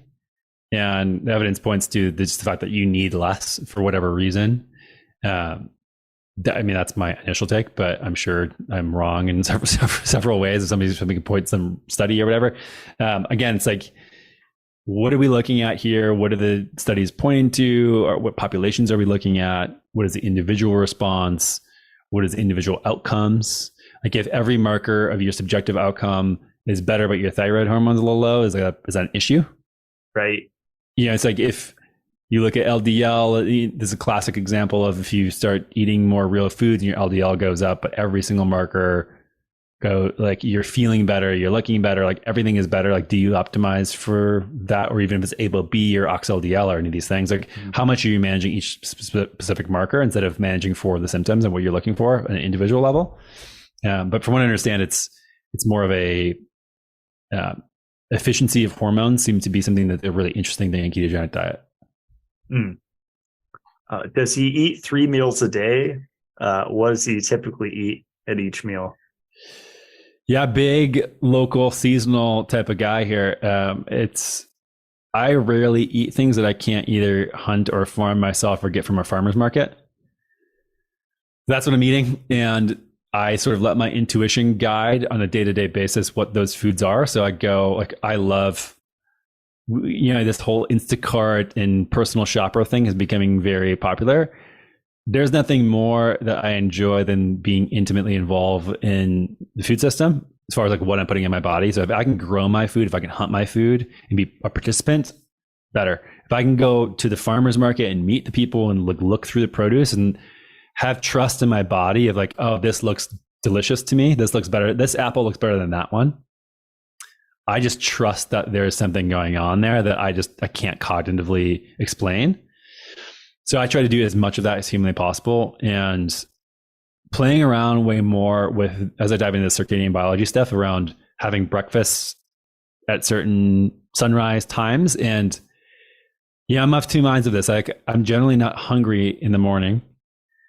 And so is it better to program the circadian biology or to stuff myself of food when I'm not hungry? Okay. So I haven't really nailed that down. I think that on a typical day, if I just follow the intuition of my body, I'm eating my first meal around 10 and then I have my last meal around like 4:35. So the window is still like fairly small. And yeah, I mean, sometimes it's 2 meals, sometimes it's 3 meals. I'm not militant about any of this type of stuff. Yeah, one of my guests, Adam, he was saying food is a much stronger signal than light. He's kind of like the anti-Jack Cruz. Interesting. That's good. I was actually looking for the biggest detractors to this space to try to figure out what are the arguments. So I think that when you look at the arguments of something, you can generally, like, some of them are ridiculous, but a lot of the times they're really good points that help you understand something much deeper. And I always look for both sides in an argument so that I can understand. There's truth fully. in both, maybe, right? Yeah. And I don't see many people arguing with the circadian biology crowd yet vocally, because I think it's like at that point, but I would love to hear this guy's stuff. But yeah, animal products, like, not a crazy amount of vegetables, but yeah, for sure. I mean, I'm eating vegetables. I'm not a carnivore. I'm not totally animal based. Fruit, vegetables, raw milk, animal products, oysters when I can get them, seafood. Seafood's way easier to get here than in Texas. And I think, again, just like more appropriate for the environment. Like, the coast is 2 hours away and has amazing fish. I can go, like, I was in a creek the other day, cold plunging and just sitting in there, and rainbow trout were like swimming in between my legs. It was pretty incredible. So it's like seafood is way more abundant here than in Texas. So I've been eating way more seafood as well. Wow. Yeah. Depending on the genetic test, I'm either 40 or 50% Italian. And whenever I don't eat seafood for more than a couple of weeks, I don't feel the same. I don't feel as sharp, as energized. Mood isn't as good. Yeah. I mean, it was hard to get in Texas. It's this company that one of the things that was tough for me in places like that, now that I know it exists, it's called Seatopia. I actually just ate some salmon from it last night. I don't know if you know of this brand. It's the best. They basically are doing what regenerative agriculture is on land with cattle, rotation, all that stuff, with restoring ecosystems in oceans. You should have this guy on your podcast if you don't know him already. His name is James. Awesome. And this thing that they're doing, they're testing for microplastics, heavy metals. It's like the only seafood you can effectively get that's tested for heavy metals. So they could sell sushi grade stuff. His wife, when she was pregnant, was eating tons of it. The cleanest, best tasting fish I've ever had. I have no affiliation with the business, and so this isn't a plug for them. It's I wish I knew about them when I lived in Texas, and I just found out he just came on my podcast as well. I think it's going to drop in like a couple weeks, but cool. Amazing quality stuff that you can get anywhere. And like, I'd highly recommend anybody who's like interested in ecosystem, high quality, all this type of stuff to look into that. I'm excited to listen to that one. Yeah. I got onto it's probably not as good, the Costco Safe Catch. And my cats love it, but it's just such a quick meal to make, like a tuna salad, with like garlic sauce. And it's just, it's like a 10-minute lunch or dinner. Super easy, but mercury tested, but their stuff's probably better, I could imagine. And I think it's farm raised, right? But they do the testing and they feed them exactly. Right. So, and so the thing that made sense to me, that until I talked to this guy, I didn't have it click either. Whereas I eat almost exclusively farm raised animal, like meat products. Mm-hmm. Yeah. Why is there such a negative connotation to farmed fish? If it's done right and it's restoring ecosystem and it's done appropriately, it's especially with the sea, likely far better than a wild caught fish. And so it just kind of broke a paradigm in my head that I think I was programmed to believe, which is great. I would love doing that. Yeah, that's awesome. This is a good one. What are your thoughts on PUFAs and nuts and seeds that seem to have health benefits? Recently, I started adding in like soaked, walnuts, almonds, cashews, just like a mixed nut, from a company. And I feel great just eating a handful, every day, not going crazy and, doing it raw vegan style, eating a cashew cheesecake. Yeah. like I used to do. Well, like I said before, there's a lot of things in the food that make it easier to digest and easier to handle that load of fatty acids. However, I do think that these are one of the most prime signals to your body from a seasonal perspective. If you look at one of the main mechanisms of linoleic acid, it basically causes a transient insulin resistance. When we have too much of it, it can cause, effectively permanent insulin resistance, which I think is an underlying cause to diabetes more than sugar and carbohydrates are actually. And so when are these foods seasonally coming out? Generally fall. And so animals are eating these intentionally, or like nature intends for the animal to put on fat so that they can last throughout the wintertime. And there's very few foods that have high amounts of fat, especially omega-6, and high amounts of carbohydrate, which is kind of like a recipe of like causing that transient insulin resistance, plus you're adding carbs on top, you're going to lead to some fat storage. For someone like you, it's like probably is a good thing, honestly. But as far as if somebody wants to have lowered insulin resistance or have lowered fat accumulation, I think that, if you're following a seasonal approach, you're not going to get a lot of nuts throughout the year, and they're going to be very energy intensive to break, which is like, again, thinking about going out to harvest nuts in fall. It's requiring all this energy and you're probably expending a ton. And then you're having this transient insulin resistance, probably packing on a little bit of fat, but a tiny amount because that's all you're getting. In the total landscape of how people are being exposed to linoleic acid currently, even I do that. If I eat out pretty much any meal, I'm not super militant about it. I try to avoid large boluses, but you're still getting vastly more than you would in a real food seasonal based diet if you were hunting and foraging yourself. And so again, it has to be taken into the context of what are your goals? What's the overall linoleic acid load? And I consider it to just be like a very hyper seasonal food that your body's trying to give you a signal that winter's coming, so you should put on fat. And the higher elevation or a higher latitude, typically of seeds or nuts, the higher amount of linoleic acid, the more amount of signaling to your body to become slightly insulin resistant, transiently to put on some fat, downregulate metabolism. So other foods are more fattening, downregulate metabolism so you don't need as many calories. And then you enter winter and then you come out of it and then the whole cycle starts again.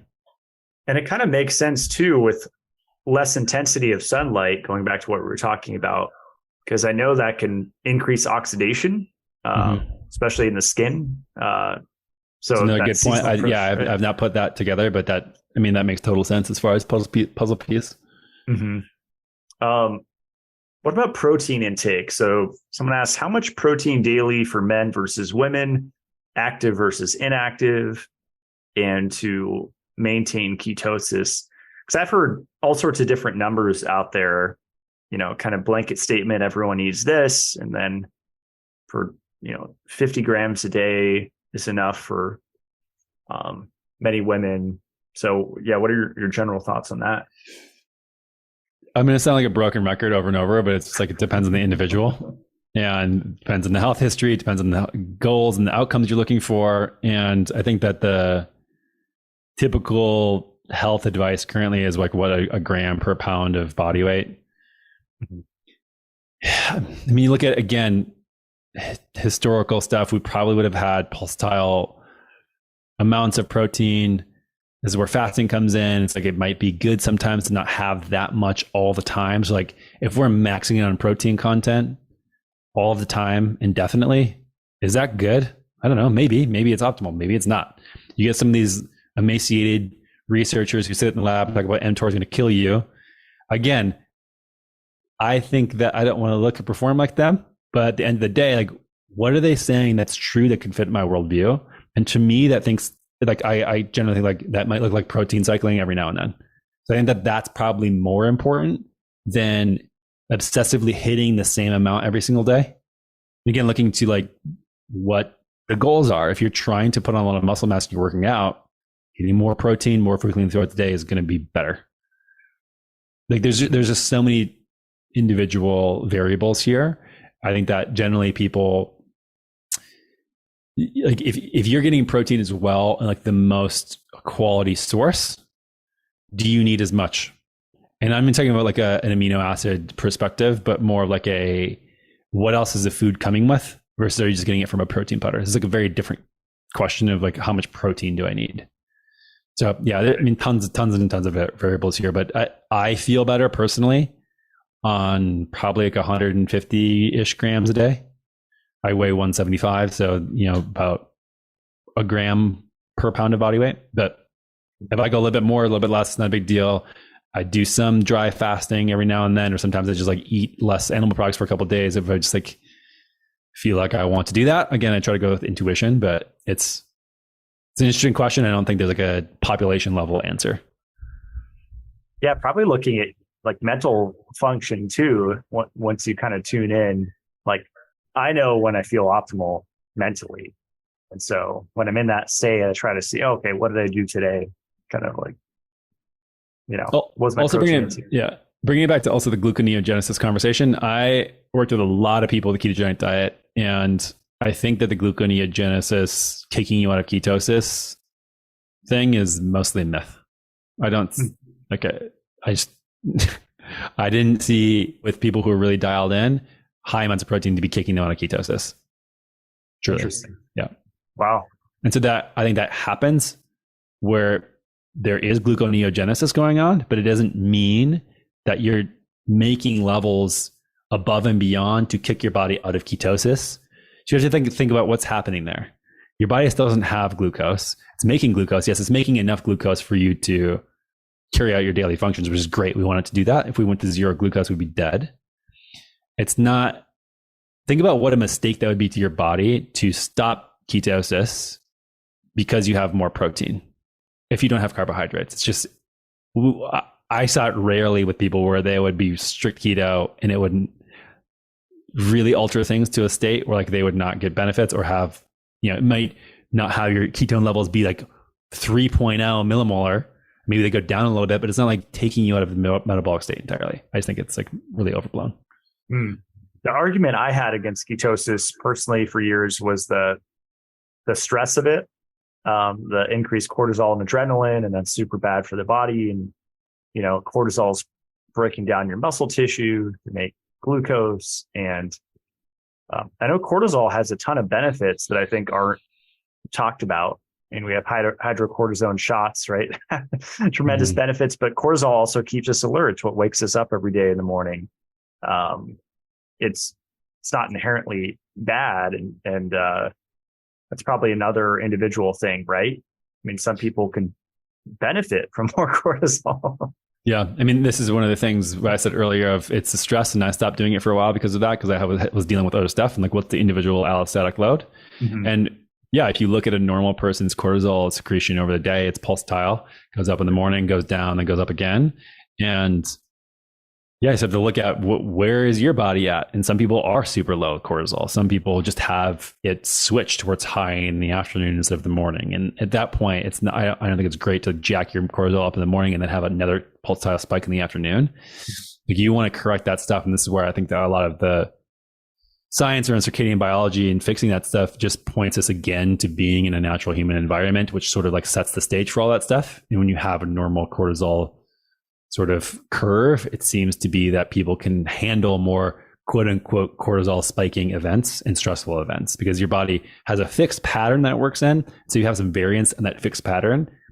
You seem to have much more of a variance of either if it's drinking coffee, you're doing hard workouts or doing ketogenic diet. You can handle some buffering in there and your body sort of titrates to the natural curve. Instead of if it's off of that, and your body's all haywire going everywhere, it's going to be much more confusing to your body. And the perceived stress is going to be much higher on your load, if that makes sense. I love it. Yeah. Recently, like the last, 6-9 months, I've taken a large break from social media, just going on the screen less. And that caused a tremendous decrease in my stress load. And it's funny because everyone's on their phone all day talking about how ketosis is stressful. And then I get off my phone, my stress tanks. I'm in ketosis. My stress is the lowest it's ever been. It's kind of funny how that works. Yeah, arguing about the pros and cons of keto is probably more stressful than keto itself. Right. But I love the metabolic flexibility idea that we should be adaptable. We should be able to go in and out. And it didn't make sense for me once it finally clicked. Like we probably aren't designed to eat, 200 grams of carbs day in and day out for a lifetime. I think it's this mentality that the higher our metabolic rate, like like we had as children, that's like always a good thing. And I kind of question that. I mean, we have two tortoises here, and they, you know, I think we could learn a lot from animals. But we look at animals, and I know they have a different different biology, but animals with slow metabolism, they live a long time. Yeah, yeah, for sure. I mean, this goes back to the point of the protein as well, of like this pulsatile amounts, and that's what I've learned most about farming and being in tune with nature is just that there's everything is kind of in this balance of light, dark, you know, hot, cold, dry, wet.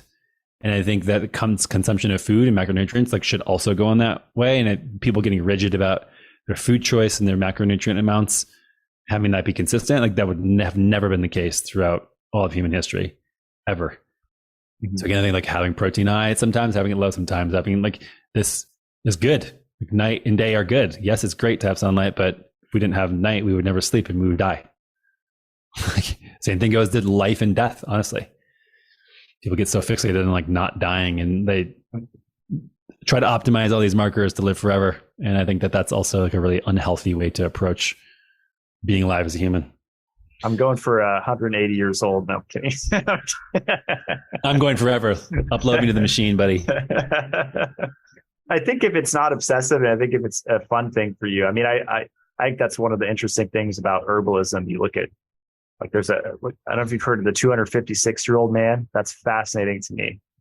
I don't know if it was disproven, but he's basically on, I think, 10 or 15 tonic herbs. And he credited a lot of that to his longevity, keeping stress low, you know, all the other stuff. I think it's possible. I think our bodies are designed to live way longer than we've been told. But yeah, there's like this fine line of not getting obsessive about it and like, you know, kind of losing the forest for the trees sort of thing in that pursuit. Yeah, I know a lot of people who are optimizing for longevity who have a really terrible quality of life. Not happy, don't have good relationships, Yeah. I mean, people like Atia talk a lot about health span, and I think that's a better way to look at it. But I think that health in that context is defined generally as like, what does my Apple Watch or Oura Ring say? And not looking into health holistically as far as like a whole human experience, quality of my relationships, purpose and meaning, spiritual sort of health, emotional health, all those type of things that integrate into a rich human experience. Like that's what I would consider to be optimizing over a long period of time, not health as defined by physical health outcomes, which I think some people like him generally like get a little bit of a reductionist point of view on and kind of forget about the rest of the things that contribute to the experience of being alive as a human being. I love it. Yeah. Yeah. For me, it's like the excitement of learning, not like obsessively learning, but just loving to be alive, to learn and learning in the human experience. That's a huge driving force in living longer. Also, just being able to spend more time with my loved ones and having more experiences with them and making more memories. Can't argue with that. Well, this was awesome, Anthony. Yeah, appreciate you coming on. As overdue, I definitely have to go and check out your podcast. It looks like you've had some awesome episodes. The Natural State podcast. Yeah, someday I'll convince you to go on there. I prefer to be on this end. It's just my life's been in flux. You know, I've said I do it to myself. You know, like you move so much. It's like, well, I got to try things out to see. You know. Cool, man. Well, I appreciate you giving me a platform and asking me great questions. Yeah, this was awesome. Well, is that where can people check you out? So DrAnthonyGustin.com, is that kind of the main hub there? Or? Yeah, I've also been a little off grid on social media. I just haven't found myself to be quite happy when I'm interacting quite on there. And so most of the stuff that I write right now is I have a newsletter. So if you go to my website, you can find that. And then my podcast, The Natural State, is where I still publish conversations. I love it. Well, thanks, Anthony. Stick around as we close out the show. Thanks, Matt.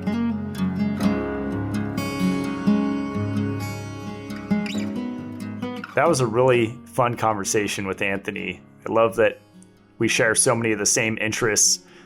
And I highly recommend playing around with NAD.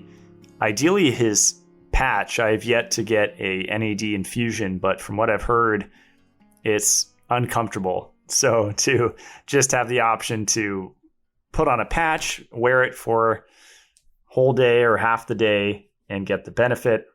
I always feel like a grounded energy from it. And it's not a foundational thing. It's not necessary. Like I said, it's pretty pricey. But to have it as a tool to be able to use or to just do a round of it a couple times a year or when traveling, I think is very helpful. So Anthony's website is dranthonygustin.com, and his podcast is the Natural State Podcast. I know I'm going to have to go through and catch up with all of the episodes that he's done on there. My website is matt-blackburn.com. I have the CLF protocol up top. It stands for calcification, lipofuscin, and fibrosis. And that's a protocol that I designed to help people reduce those 3 accumulations throughout the body. And then if you click on shop, you can see all of my recommended products. And the NAD patch from Ion Layer is up there. And a lot of the products I have discount codes. So for the NAD patch, if you want to try your first kit, you can save $100 with the discount code Blackburn off your first kit. My brand is Mitolife. You can find that at mitolife.co. We have grounding sheets, various supplements, and a drinking water filter for under your kitchen sink. We've been getting inundated with questions about when that's going to be back in stock. These are very special, hand-built, and this is basically the final version made of stainless steel, really polished. Our first version that we sold a few of had some bolts on the top, so it's completely smooth. Just a really sleek, intelligent design with this 7-stage water filtration system. My house in Idaho is on a spring. So I have spring water coming out of all the faucets, and I still run that spring water through this filter before I drink it. So the $64 million question, when will it be back in stock? Fortunately, I don't have an answer for you, definite answer, but I would say just stay tuned. It should be early to mid-August, but when I have a definitive date, I will definitely announce that on my social media channels. The newest supplement we just released is called Encephalon, and that's a 3-ingredient mixture. I would caution you against buying supplements that have the whole kitchen sink and more crammed into one supplement, because what's wrong with those and multi-mineral supplements and multivitamins, when you're cramming so many things into one formula, you're not getting sufficient dosages.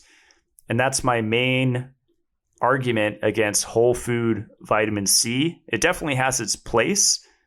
And if people are sensitive or whatever, whole food vitamin C is awesome. But if you want to get the ascorbic acid in significant amounts, you have to take ascorbic acid isolate, aka vitamin C. So with Encephalon, there's only 3 ingredients, and you're getting clinically proven doses of each ingredient. The main one's called Brain Fit. This is kind of an open source product. I actually interviewed the founder of this company out of France called Microfit. And he went into all the benefits of this microalgae. It's called Phyodactylum tricornidum.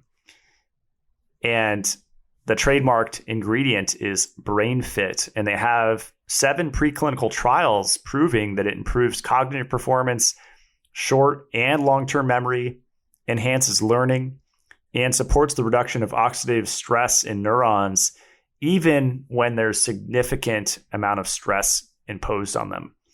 Pretty incredible substance. And I decided to mix that with phosphatidylserine from sunflower, not soy. So most of the PS you can buy out there, which is its abbreviation, easier to say, is from soy.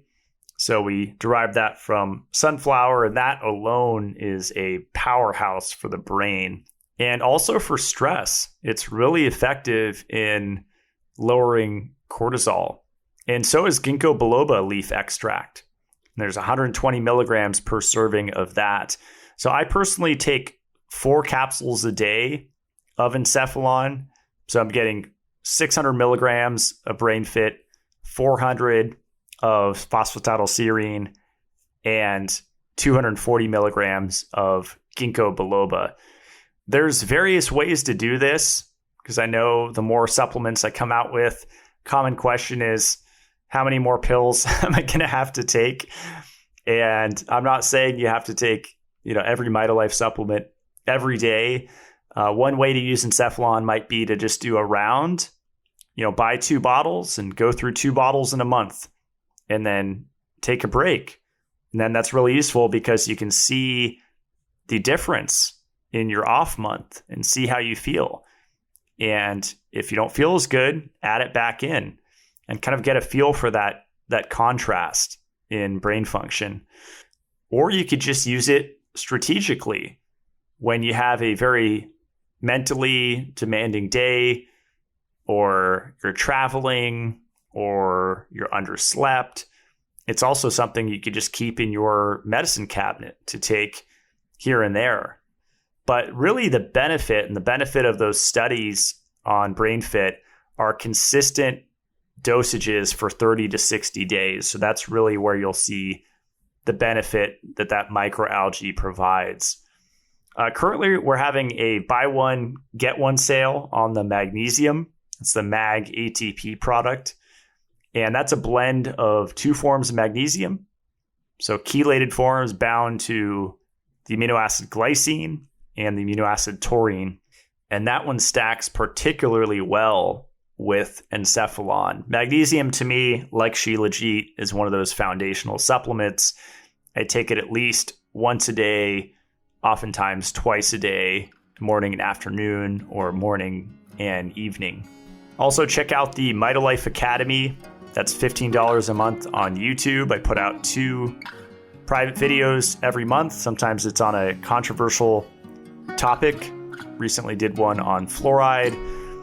And then the last day of every month, I do a live question and answer where you can ask me anything, and that usually goes for 1 to 2 hours long. So that's all. I'll see you guys next Friday. Stay supercharged.